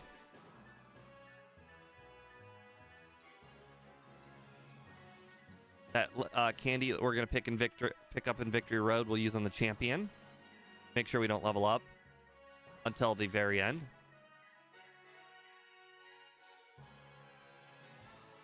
I couldn't remember if the Pokemon in Victory Road were level 58 or 48. I think they might have been 48.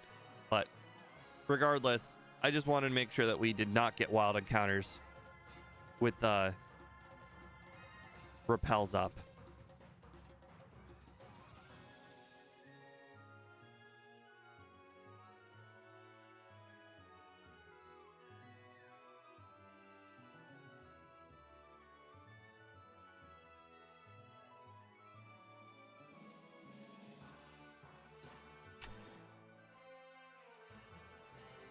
It's a good thing I never screw up that boulder. It's like one of the few benefits of being on the PC. People who are on a controller, they have a hard time not pushing their thumbstick forward. Meanwhile, I'm using a keyboard, so I just let go of the button and then I just stop moving. So it's real easy to not accidentally push up that boulder too much.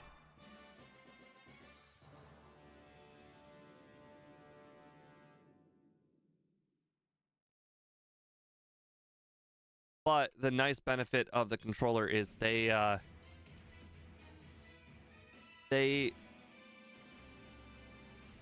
full send their movement a lot. Like I'll stop when I go around a corner and they'll just keep going. Like when I turn left or right, I stop and then I turn left or right and they just keep going. This is why speed is always better than me in the overworld, is because of that. Every single time I turn, well, every time I go through a little like a 1x1 entrance, you know, I stop and then I go. Speed just keeps moving. So sometimes he goes through that 1x1 entrance successfully. I will never go through that 1x1 entrance successfully because I stop. So it's just faster for him.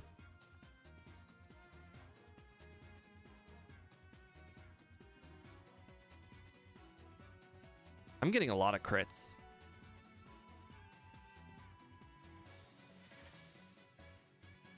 Oh, no. Oh, I have amnesias, of course. That Lapras isn't going to do crap. Okay, 43 is still on the table. We'll just need a little bit of luck on Agatha.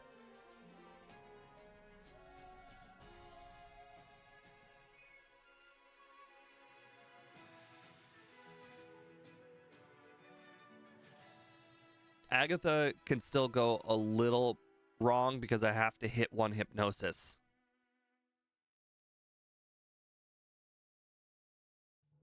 Where's the Forster's there?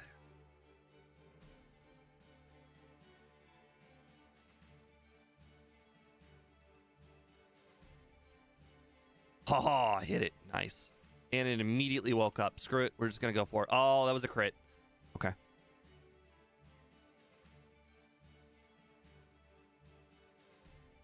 One amnesia is good enough. I would have gone all three, but one was good enough.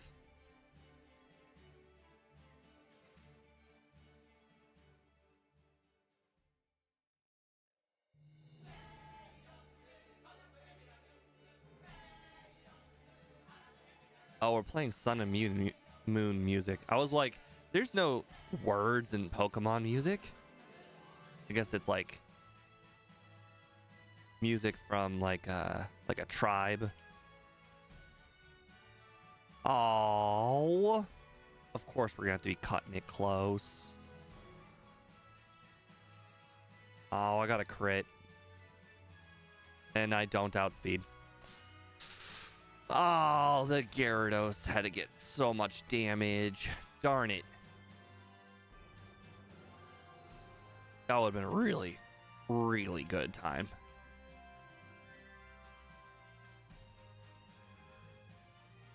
Oh, that was a relatively close outcome.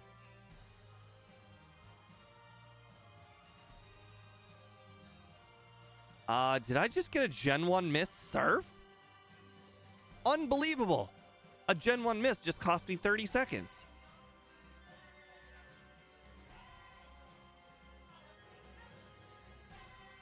Also, this Gyarados just refuses to stay asleep for my full setup. I'm going to die to the Aerodactyl.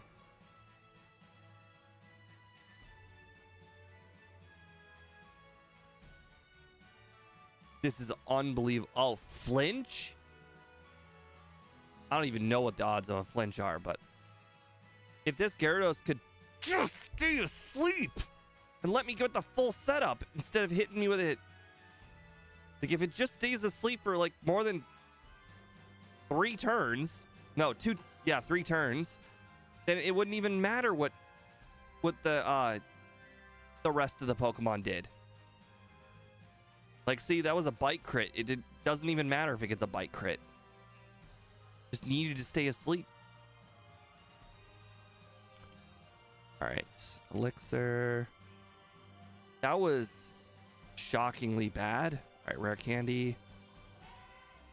Hey, we're still level 60. We only lost 2 levels by using those early candies. That's pretty nice.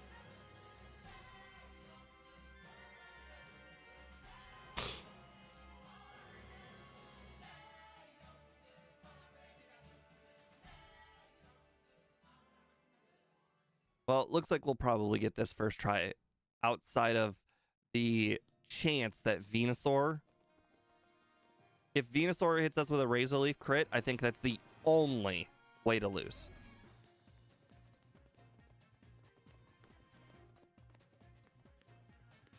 Because... Oh, okay. Well... You know...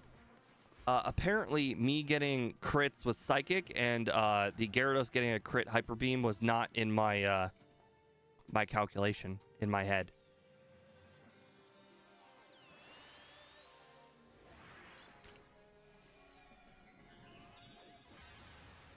Apparently, it wasn't a Gen 1 miss, Andrew. Apparently, it was a flinch. That was a 10% instead of a 1 in 256. Oh my god, I got another crit on Gyarados. Alright, so here's the level up that I mentioned. Level up doesn't really matter. I got the crit, which means that Gyarados or Venusaur could have beaten me. 45-10. Okay, so I knocked off 2 minutes, but I could have gotten under 45. Easily. Easily could have gotten under 45. That's so disappointing. I mean, I knocked off 2 minutes and I'm disappointed. All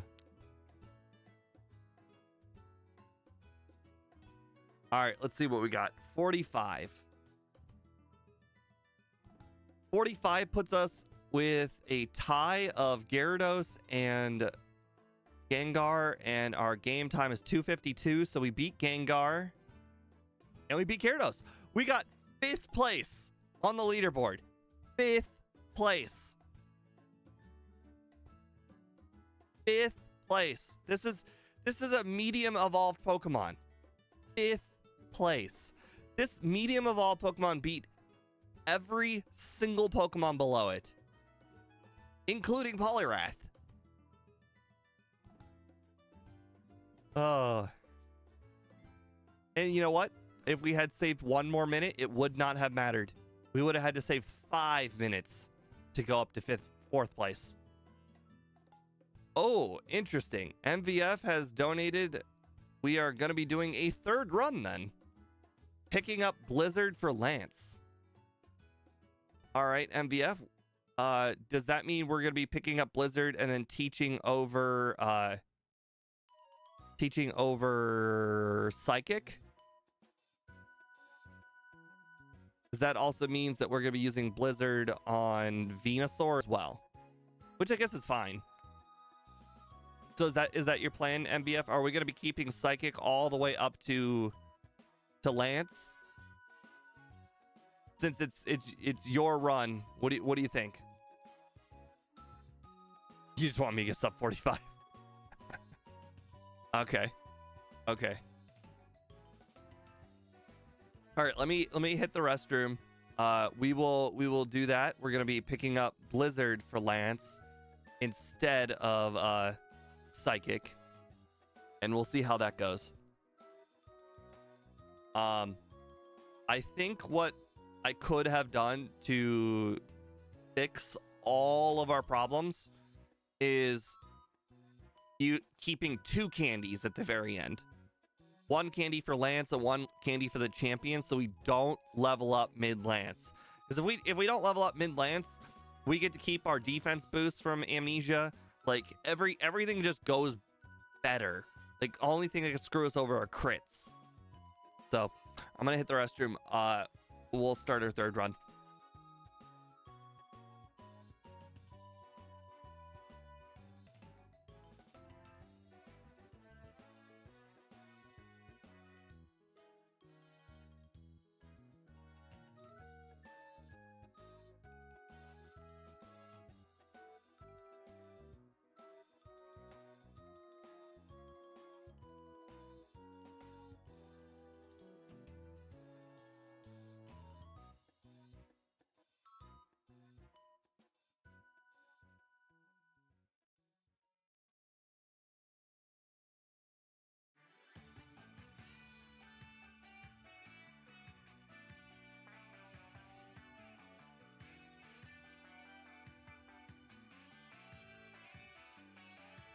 All right, so another thing that was interesting in that run was that we accidentally battled 2 trainers in Mount Moon, and that was the difference between one-shotting the Ghastlies in Pokemon Tower and not one-shotting the Ghastlies in Pokemon Tower. So I think what we're going to do is we're going to be trading those 2 accidental trainers for 2 trainers in Rock Tunnel with Bubble Beam. So that way it's the same amount of training, but a little bit faster. Oh, hello, Lynn Fate. Welcome to the run. We just finished our 2nd run with Poliwhirl. We were about to do a 3rd run with Poliwhirl. Since you weren't there for the last run, we finished with a 4510. A 4510 would put it in 5th place on the leaderboard. We just got a... I don't know the difference between USD and Euro conversion, but considering the goal is set at 10 USD, I'm just going to assume 12 euros is 10 USD. So we are going to be doing a 3rd run, and the person who donates the $10 for the 3rd run gets to pick the change that we make. It could be any change. It could be like for MVF here, he wants us to get a better time on the leaderboard. He says we should change Psychic for Blizzard, so we'll do that. But I've had people do ridiculous things before, like, hey, for instance, this Pokemon, I expected if somebody did the $10 donation, it was gonna be, oh, hey, we're gonna do the run without Amnesia, and that would be so hard. Or in the past, we've been like, oh, hey, your starting moveset includes so-and-so move. Or, hey, on the last run we did with Krabby, it was use Guillotine on every single gym, every single rival battle, every single Elite Four member, and every single gym leader. That one was really fun. As you could probably imagine, that run did not finish with a great time, but that's fine. The 3rd run is more of a gimmick run, but MVF here is going for a competitive run. So that's what we're going to be doing for this 3rd run.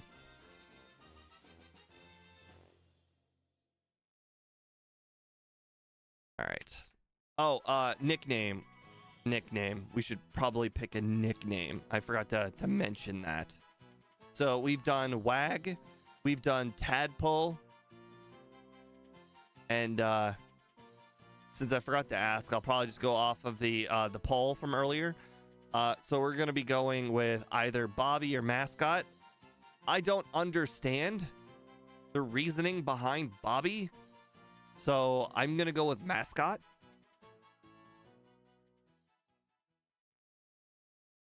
All right, and we are going to start our timer after we nickname our Pokemon, just like the rest of the runs.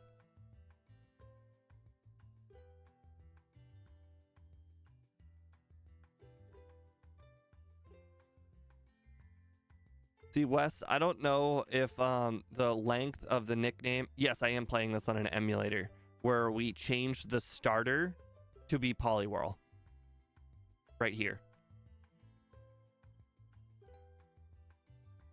But nothing else has changed. Just the starter.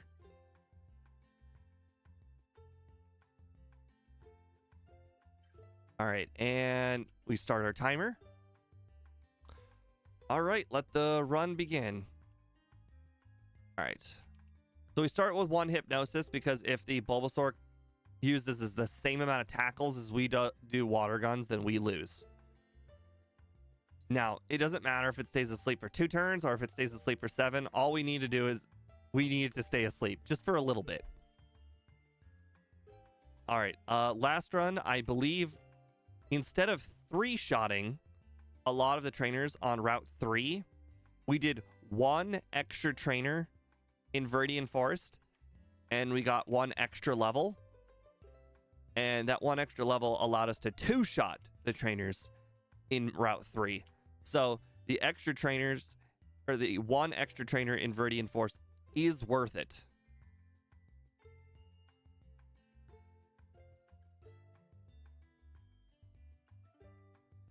Even though we can beat Brock with less trainers, it saves us time to do more trainers. Believe it or not. Because we save ourselves the amount of attacks we're using on the trainers. If we're a higher level, it uses less attacks, giving our opponents less opportunity to use moves that hurt us.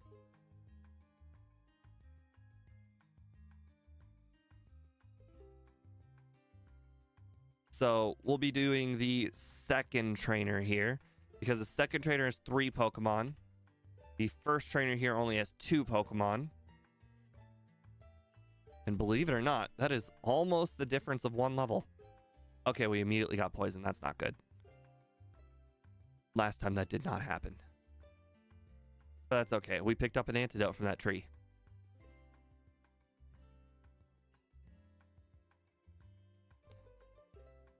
Okay. Get rid of poison. Oh, we're also playing on 4 times speed.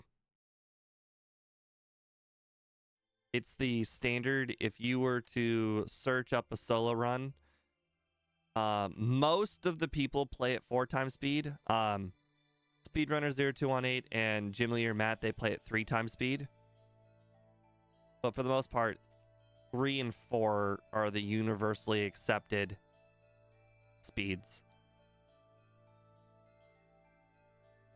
Unless you're going for like a legitimate speed run in which you need to like figure out how like save manipulations work, and I'm not going to do that ever.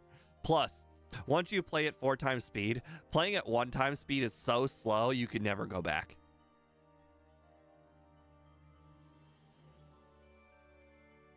Ooh, 18 XP to the next level. Last time we were 1 XP to the next level, so we battled 1 fewer wild Pokemon this time. Or instead of 1 fewer wild Pokemon, judging by how it was 18, we battled lower level wild Pokemon. Because that would account for the difference in 18 in 1.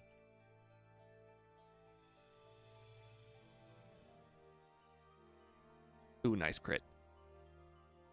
Unfortunate, did not one shot, but that's fine. Hey, we did not get poisoned. That's all we care about.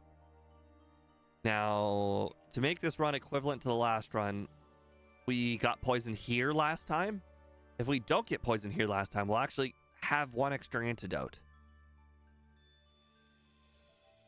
for Nugget Bridge. Cool. Now we could accidentally get poisoned on Nugget Bridge and it wouldn't make a difference. Oh, right. I forgot about this trainer. Okay, now we're good. All the trainers of Poison Sting are now done.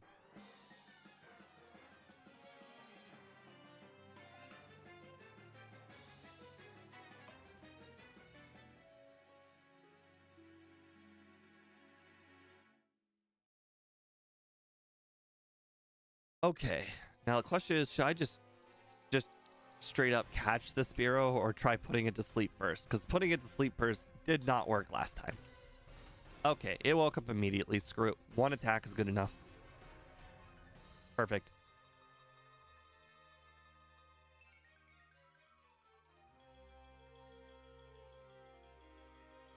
All right, get our water guns back.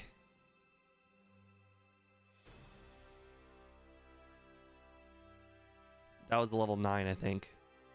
I wasn't fully paying attention, but I'm pretty sure it was level 9. All right, we can only defeat level 6s and 7s. There we go. Until we get Mega Punch. Once we get Mega Punch, we can start knocking them out all the time. Okay. Well, these are a lot of high-level Zubats.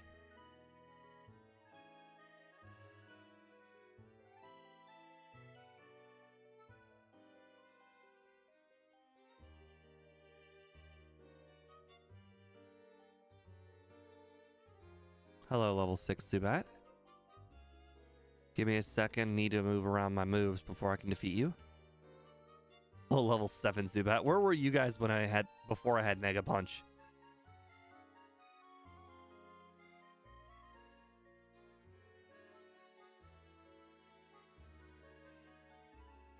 All right, so last time we exited the cave just turning level 20.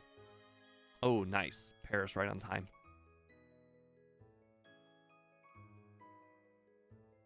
Good thing we got that Paris. If I had to search for Sandshrew, that would have sucked. Level 8, so that's Mega Punch. Nice. Level 10, that's Mega Punch. Level 9, that's Mega Punch. Although, to be fair, I'm not sure level 6s and 7s are available in this part of the cave.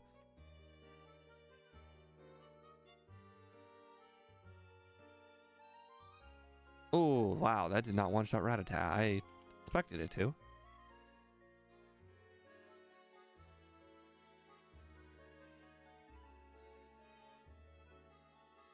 Okay, now, can I hit my Mega Punches this time? Last time I missed, like, all of them in this battle. All right, well, coughing Coughing has no defense, so, or special defense. All right, well, we're level 19, so we finished with 200 fewer XP, but that's fine. We'll hit level 20 when we defeat the Goldeen trainer.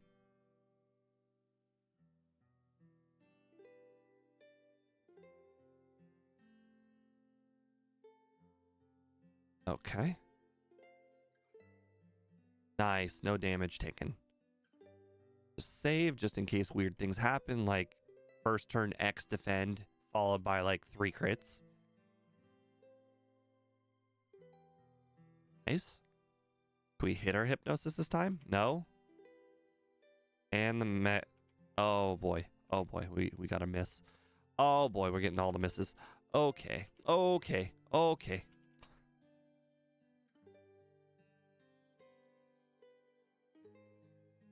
Come on, just one hit. Thank you. Thank you. Okay, well, that went as badly as probably... Well, I guess the only thing could have went worse if she got a crit tackle. But for the most part, that went as poorly as possible. We still won, so that's good.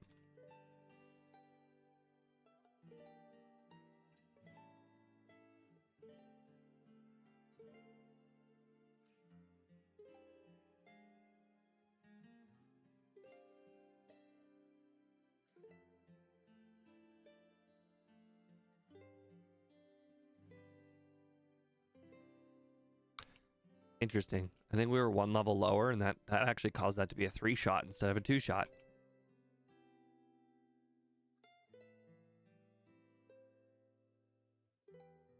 I see your growl, and I raise you a I don't care, and I'm gonna mega punch you anyways.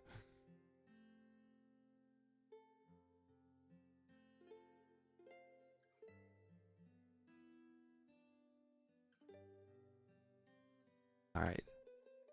So Pidgeys and Nidorans get mega punches because Bubble Beam can't one-shot Pidgey or Nidoran. What are my thoughts on how Mascot will do? Well, Aaron Allen, we have actually already completed 2 runs. We have we've done 2 runs. This is our 3rd run. And on the past runs, we managed to get a 47-10, and we managed to get a 45-10. So I'm gonna go ahead and say it's gonna do really good. The difference between the first run and the second run is that we used all of our candies early to get to level 41 immediately after Pokemon Tower, and the strategy worked really, really well. The reason why we didn't cut off more time than 2 minutes is because Lance decided to be quite a lot more difficult. If I had 2 candies at the end of the run and used 1 candy before Lance, the badge boost that I would have obtained from the amnesias would have been good enough to help me get through some of those hyper beams on Lance. But other than that, we could have saved another minute and a half, which would have been 43, like 50. So we're going for 43.50. We'll accept 44 something.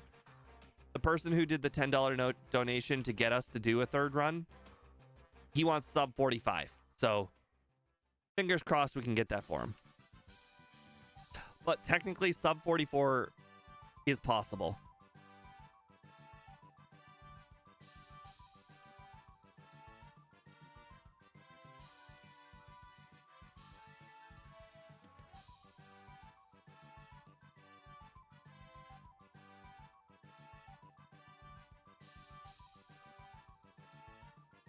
Okay, well, that Machop will never be 1-shot. Ooh, Hypnosis missed. That's good.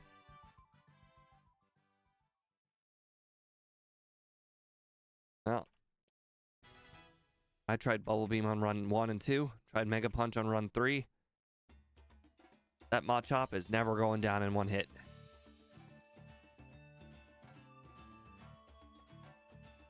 Yeah, Aaron Allen, our first run, I put an over-under of 1 hour, and quite frankly, I thought that was going to be I thought that was gonna be pushing it, but sub 1 hour, shockingly possible. Amnesia is just the most broken move ever. Like, when people think, oh, how bad can Amnesia, or how strong can Amnesia be? It's impossible to state how powerful Amnesia is to somebody, because Amnesia, people only think of it offensively, and they're like, well, I mean, you're going to be powering up your Psychic and your Surfs. But here's the thing. The reason why Amnesia is so good is not really because of the offense. Of course it is because of the offense, but the reason why Amnesia is so darn powerful is because defensively, a lot of the best Pokemon in the game are all special attackers. So it gives you more chances to tank special attacks, and therefore it makes the late game just that much easier.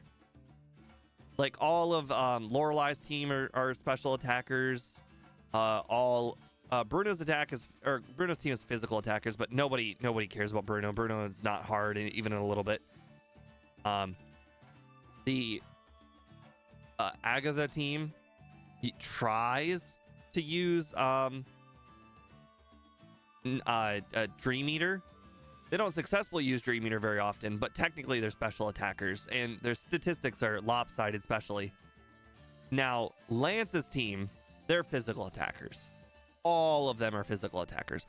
But more importantly, the most important thing at all, the champion uses all special attackers except for Pidgeot and Rhydon.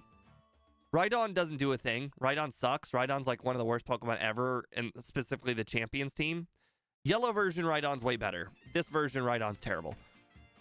But it's also one of the reasons why the Champion is so hard in this game, is because he's got a little bit of a balance of special and physical. Okay, so last time we kind of did the math, and we got hit by a critical hit Thunder Shock, and we still lived. So, in theory, we should be able to live a Thunderbolt. But you know what? I don't want to learn. I don't want to learn how much damage Thunderbolt is. I will gladly take a first try victory.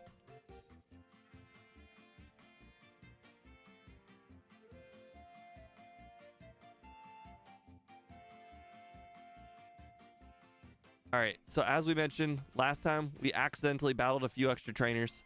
One of them was the hiker over here before the hiker before Rock Tunnel, and then there was another trainer a little bit after Rock Tunnel. It helped us one-shot the Ghastlies in Pokemon Tower, so I'm actually going to be purposely adding just a few more trainers this time. But I'm gonna purposely pick the ones that are quick, that give a lot of XP, and I know they're on the way. Instead of having to battle a trainer with a Machop, I'm gonna battle the Graveler and 2 Geodudes trainer, and then outside of Rock Tunnel, there's another trainer with Onix and Graveler. We're gonna battle those 2 trainers. The Graveler XP is pretty good this early in the game, which is why I picked them specifically. That one extra level should hopefully allow us to continue one-shotting the Ghastlies. If they don't, so be it. It is what it is.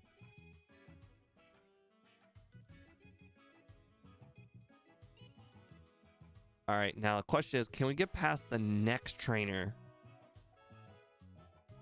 without being paralyzed?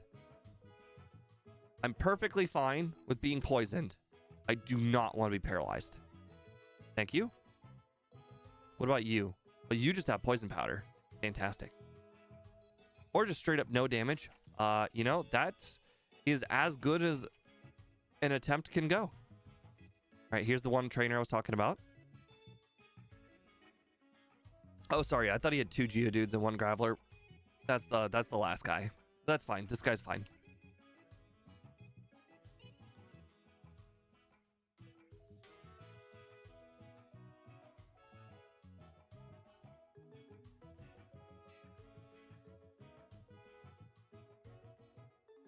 All right.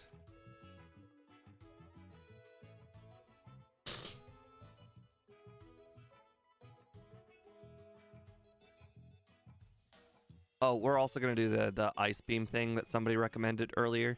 Even though we'll only have Ice Beam on our moveset for a very short amount of time, it seemed pretty useful for that period of time.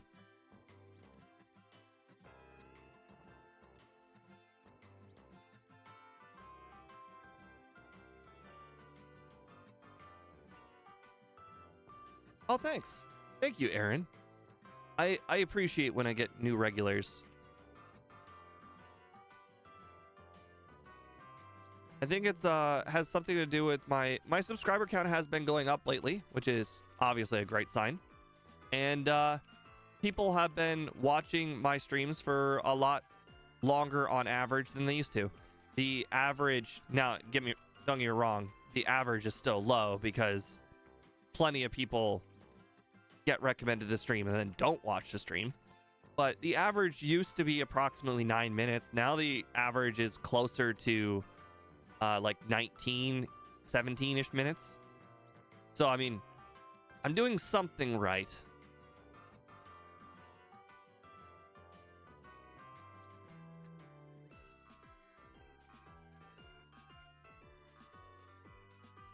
All right. We've got 29 grand. I will make sure to grab this nugget and then we'll head out.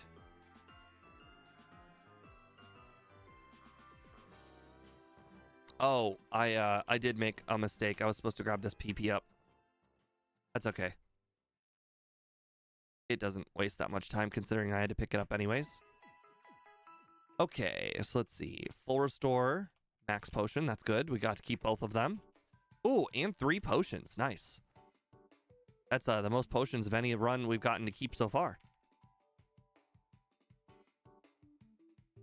All right, so if you guys don't know what I just did there, I went down a floor to go up a floor. That girl, she gets in the way a lot. So if you go down a floor, she'll respawn in her original position so she can get out of the way.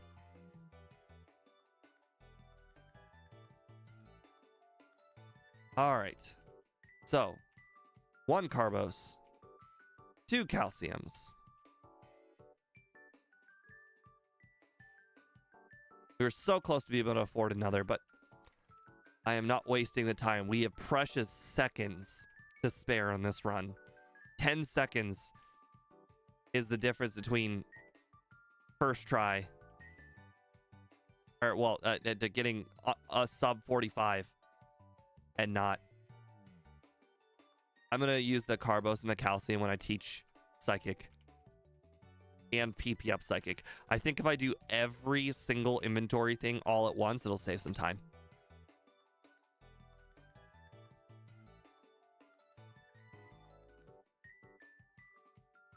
Okay, so teach 29. Bubble beams in front. All right. Calcium. Oh, I forgot to heal. Oh well, we're not gonna think about that.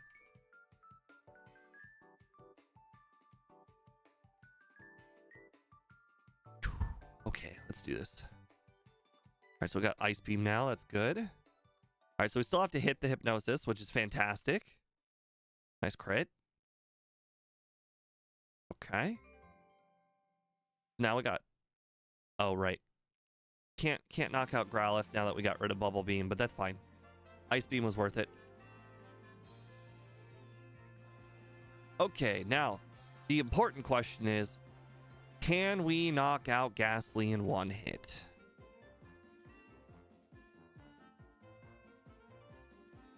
I'm gonna save just in case. All right, immediate Psychic. Yes. Those battles in Rock Tunnel mattered.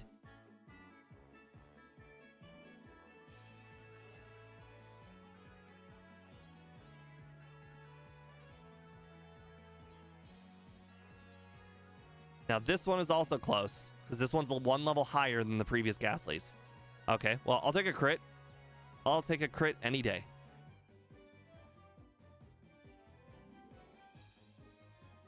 All right. That was really important. Two battles. 2 battles in Rock Tunnel saved us a lot of time and effort of being hit by Confuse Ray and Lick and possibly going back to heal to get rid of the Lick, paralysis. Oh, we saved ourselves so much time by battling those 2 trainers.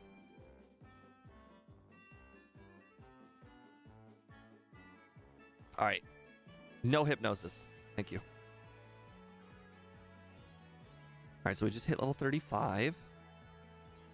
Okay, so Koga is next. Or sorry, Koga's trainers are next. Then we do all the rare candies. Oh, actually, no. Sorry. Nugget. The Safari Zone is next.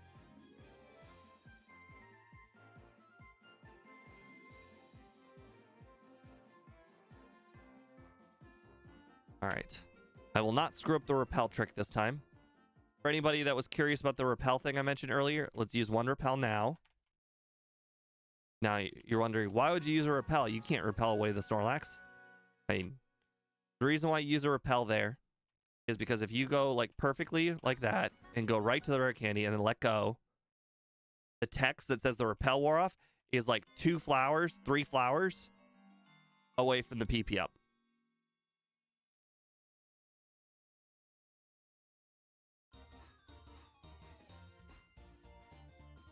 I actually went to the rare candy so perfectly that the repel wears off a little too early. Normally, you accidentally go left or accidentally go a little right, and then it's like, okay, well, it's exactly where the flowers are. But since I did everything so perfectly, it was like 5 spaces away.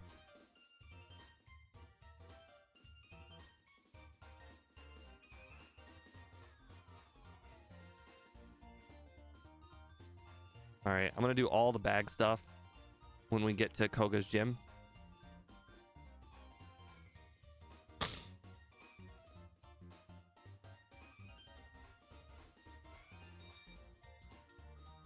I'm hopefully trying to save time by not double bagging. That's actually funny. Okay. So now we're getting rid of Ice Beam. All right, Protein. Carbos. HP up. EP up. Carbos. Oh, right. We're using Blizzard this run. Maybe I should not have used that I should not have PP up Psychic. Oh well.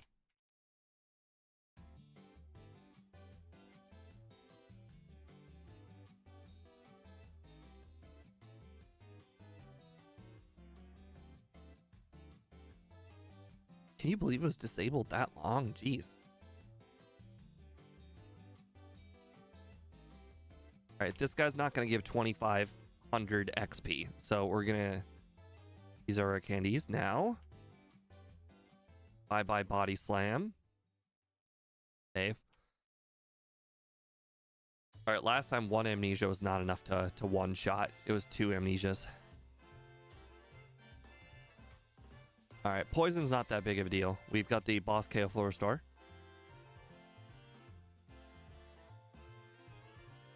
I grab this Full Restore in every run because that guy loves to use Poison Gas. All right, so Amnesia. Oh, we've been hit by Smokescreen. That's bad. Well, all we have to do is not get hit by Self-Destruct, I guess. Okay, so far I've missed the first Psychic on every single battle. Okay, but that's the only one that mattered. Making sure to hit the Wheezing was the only one that truly mattered.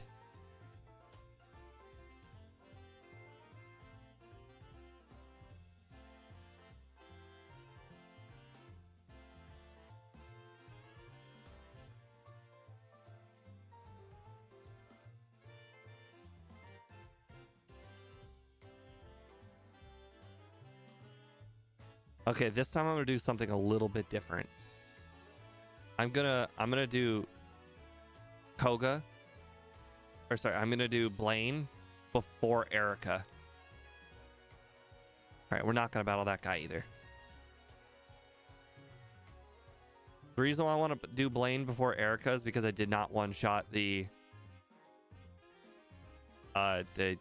victory bell last time.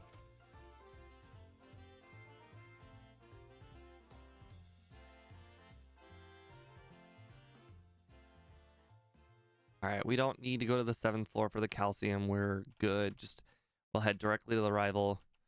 Pretty much just can't get hit by sand attack. If we get hit by sand attack like last time, we'll just reset.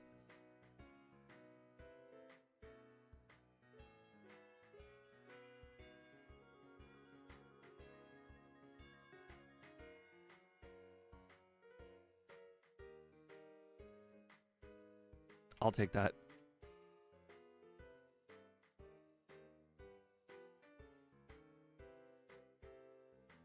That was a crit. I seem to crit on the most scary Pokemon. It's like, what if I crit on an Alakazam or crit on this Venusaur again? You know how many times I've crit on this Venusaur? I think I've crit on the Venusaur every single attempt on Rival 5, 6, 7 champion, except for that one time right there.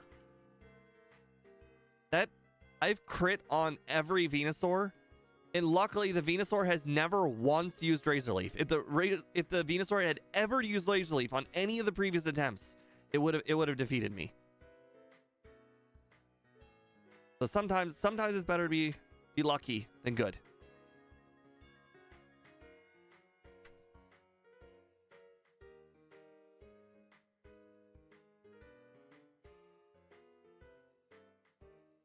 I don't even think I need to use more than one Amnesia. I think one's going to be perfectly enough. Nice. All right. Someone's going to have to remind me to get strength in the the strength candy later, though. I don't generally skip it like I am right now, but I don't want to lose to Erica. If she puts me to sleep, I could lose.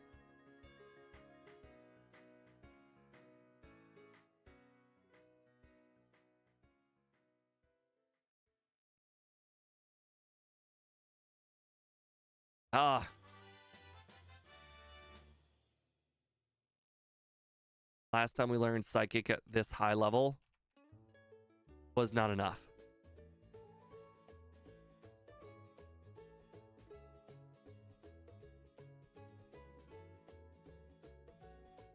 Oh, crap.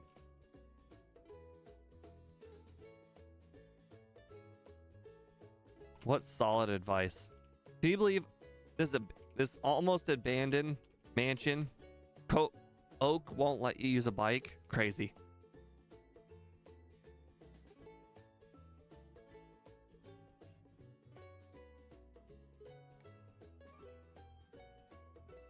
Oh man, we're doing somehow we're doing even better than the last run. The last run was going really well.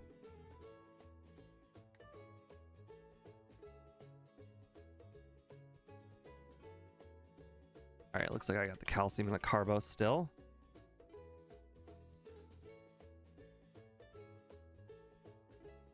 I don't think I need to save, but you never know. So I think last time we learned 2 amnesias is unnecessary because we got a crit on the Arcanine. So crit is basically 2 times damage, so we don't need the third or second amnesia. Okay. All right, now we're heading to Erica.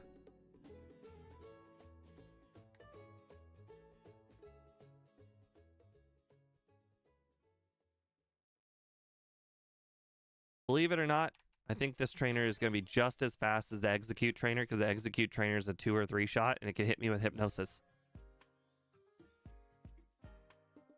Let's see. Have you ever misclicked on these questions due to a speedrun? Yes. Yes, I have. Ironically, it's always the last one or the second to last one.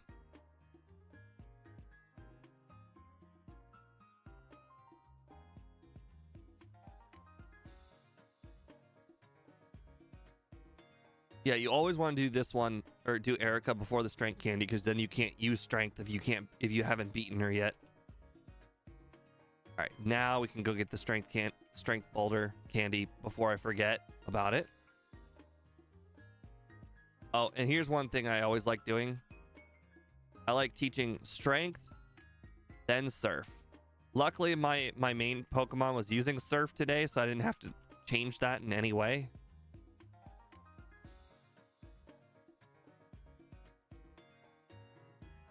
All right, my Pokemon has 131 speed right now. The Alakazam on Sabrina's team has 115 speed. So that means we can outspeed every single thing on the team. So we really only need to make sure to get our amnesia set up. If we get all the amnesia set up and don't get any crits, that's the other key thing. We can't get crits. We will one-shot sweep her whole team. Perfect. That was close. Way closer than it should have been.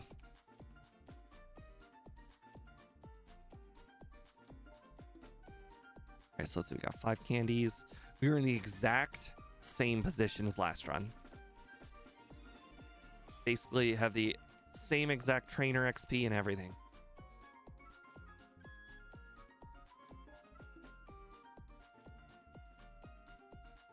Yeah, I do that. I always teach them strength first, then serve. And the reason why I do that is because the order in which it is in your attacks, like if you move strength to your first slot on your first Pokemon, then it will be the first one in your inventory. If you move strength to the last one in your Pokemon that you're currently using, it will be the last one in your inventory. So if for instance Lapras only has 2 moves, Water Gun and Sing. So if I teach strength first, then teach surf second, then it will always be in the same exact order: strength first, water guns, or surf second. Always, 100% of the time.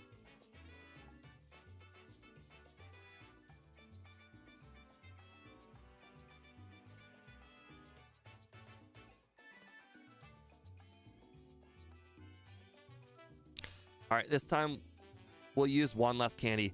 What our damage, we will have a bad damage rounding threshold on every trainer in the Elite Four.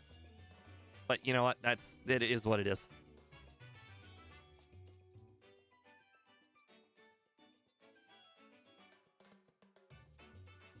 Stop waking up immediately. You know, I probably should just not used hypnosis there. Probably should have just decided to just take whatever damage it was going to deal.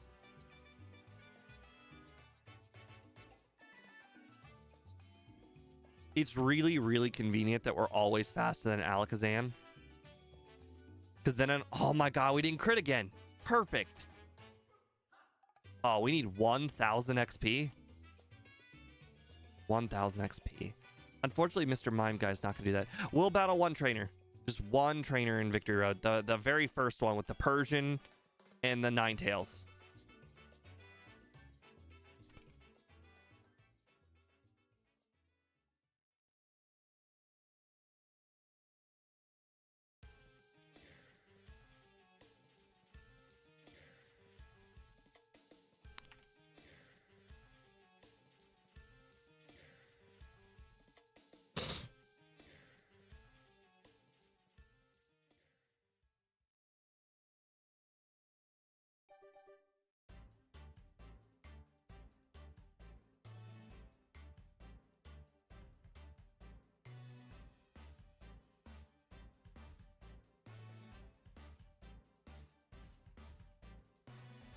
All right, now we can rare candy.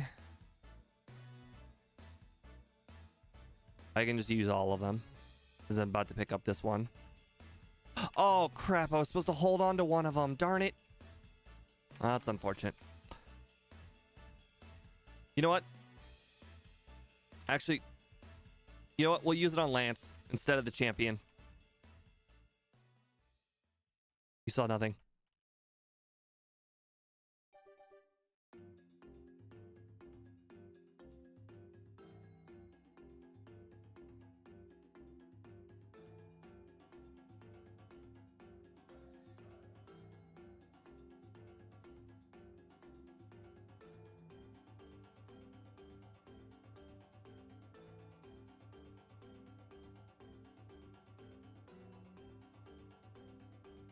Oh my god, I'm one super repel short. I must have double used a super repel at some point.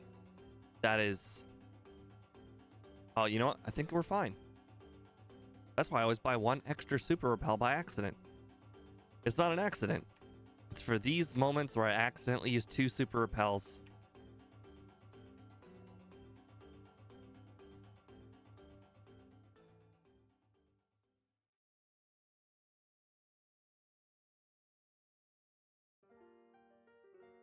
What game will be next stream? Tomorrow I will not be streaming. I'm gonna be playing Elden Ring with my friends. I bought him or one of my friends Elden Ring with the Steam summer or Steam winter sale, and we downloaded the Elden Ring multiplayer mod, and we're having a lot of fun doing that. I might stream on Wednesday though.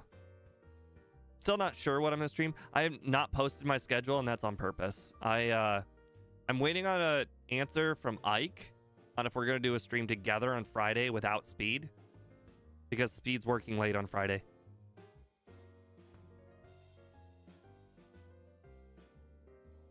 I know I didn't heal. I'm just hoping that if I just use 2 amnesias here, I can one-shot the whole, sweep the whole team and outspeed the whole team.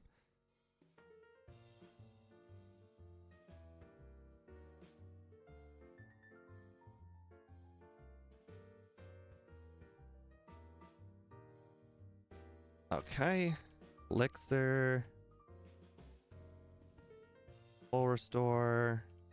Okay, so the thing about this battle is we have to hit the hypnosis, and the Gengar needs to stay asleep. Otherwise, this could get real dicey.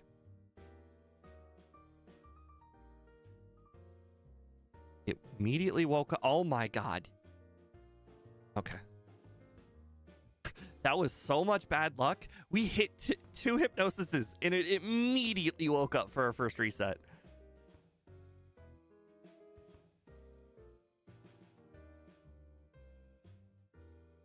All right, we should be able to one-shot sweep the whole team now. Unless I get a crit like I just did.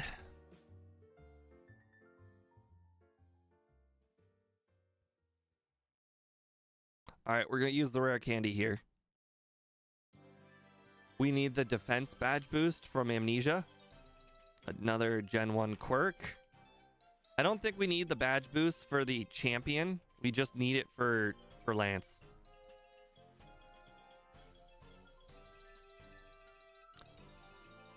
I mean, to be fair, if this Gyarados could just stay asleep for 3 turns, none of this matters. Of course, it didn't stay asleep for 3 turns. And we got hit by the Hyper Beam. But we took less damage this time because we didn't level up. Oh, wait. We don't level up.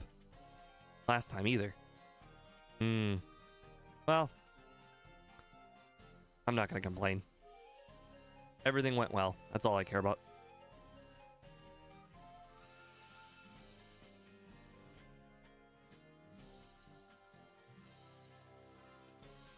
Unfortunately, we're still going to go from 5th place. We're just going to have a really, really good 5th place. Because 4th place is 40 minutes. Wow, Pidgeot just used Amnesia. It means he's going to survive. Oh, I got a crit. Wow, that's really unfortunate for me. I don't think none of it really matters. Basically, this Gyarados getting a crit Hyper Beam is the only way we lose. Oh, right. Also, the Razor Leaf from Venusaur. But the Razor Leaf from Venusaur is only if we crit this Psychic, which we did. And it missed Razor Leaf. We just got a 5% miss on Razor Leaf. Unbelievable. We just knocked off 3 more minutes. 42-18 from 45. That was unbelievable. We got a 15% or 17% crit followed by a 5% miss. Woo! All right. That was great. 42-18. That puts us in 5th place still, but now it is an undecided 5th place. Like, or not undecided, unmatched 5th place. Like, we're between Nidoking and Gyarados. Like, just in its own category. It's kind of crazy to think that of all 101 runs, on the top, very, very top of the leaderboard, there's a 5-minute gap at some point. That's insane. But anyways, thank you guys for joining in very much. I appreciated it. Sorry that I actually did not teach Blizzard MVF. I just now noticed that I never taught Blizzard. I picked it up for you. But I think the reason I never taught it is because I accidentally never PP upped it, or never kept any of the PP ups. But I think you just wanted a good time, and we definitely got that. To be fair, Wes, I don't think it's we could possibly get like the 41 time. Like, yes, technically we could get the 4150 if we didn't get one reset, but there's always variance. Like we were gonna lose that Agatha eventually, so like, you know, it is what it is. I'm not gonna complain. Ooh, Boss KO, thank you for the $10. As another year dawns close, let the success you have having continue on. Soon that 2K special will be around. Thank you very much, Boss KO. I appreciate it very much. And let me know if you want that $10 to go towards like a backport or something. I always take requests. If you don't want to do the 3rd run, we can do a backport. The schedule for next week, it's not done, but or well, I shouldn't say next week. The schedule for this week is not done, but I'm kind of waiting on an answer from Ike the Killer for Friday. I want to do with Speed and Ike, but unfortunately Speed is working Friday, so it's just gonna be me and Ike. But Ike said he doesn't know if he's gonna be available, so I was gonna wait until he says yes. But this is what it's looking like so far.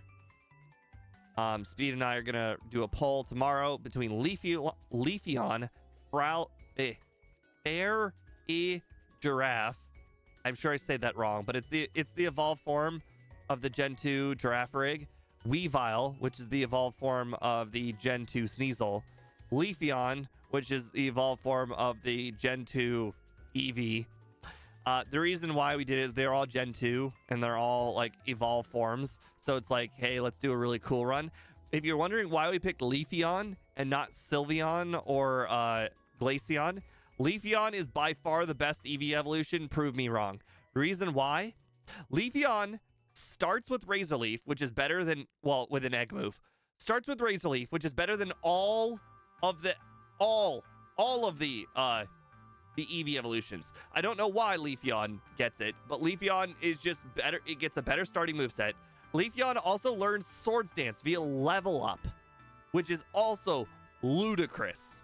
So Leafeon is by far the best Gen 2 Eevee evolution. Like, not even close. By far it would be the best. And then so the other two are just better versions. Weavile, I'm still not really sure if it'll be good, but they gave Weavile the move that it needed the most. I believe it gets both Nasty Plot and Hone Claws. Hone Claws, again, this is a Gen 2 backport, so it will actually be Hone Claws. So it actually gets a stat boosting move for its best stat, which is attack. So Weavile might just be so much better than Sneasel, will be insane. And then Girafarig is already a very solid Pokemon Faraffarig is going to be even better because I think it gets nasty plot. I'm not 100% sure on that one. So that one will be really good. I'm looking forward to that run. The reason why there aren't a whole bunch of like Gen 1 runs, I kind of got burnt out a little bit last week. I did so many first stage Pokemon that I was like, man, I really just want to play good stuff this week. So I put Poliwhirl on the poll knowing that everyone would pick Poliwhirl. I mean, there was no guarantee everyone would pick Poliwhirl, but I was pretty sure people were going to pick Poliwhirl. And then like the Gen 2 starters are all good. And Chandelure is not going to be amazing, but it does have like 140 something special attack. It's like, it's insane. And it starts with Fire Punch. So even if enemies resist, like 140 special attacks, pretty hard to not like destroy the game with. So looking forward to this week's runs, but I'm not going to post this until I get the A-OK from Ike. But anyways, thank you guys for joining in on today's run. Have a nice night, guys. And I will see you on Thursday. And also another thing, I might do something on Wednesday. I think my parents are actually going to be on vacation. Well, sorry, I shouldn't say might. They are on vacation for both Tuesday and Wednesday this week. I might consider adding one of the Nuzlocks to Wednesday. And it won't be like super late, like 10 p.m. like I've been doing previously because my parents are on vacation, so I can do 7 p.m. on Tuesday or Wednesday this time. Still want to hear back from Mike though. But be prepared. I might do a Nuzlocke on Wednesday. It'll be a good Nuzlocke. It won't be one of the harder Nuzlocks, that's for sure. But good night, guys. Yes, I will. I'll redirect to Speed Stream. I actually didn't even know he was streaming. I thought he was working today. Let me go ahead and put the redirects in here. He is doing Emerald. Okay. Guess that one's redirect. We click end.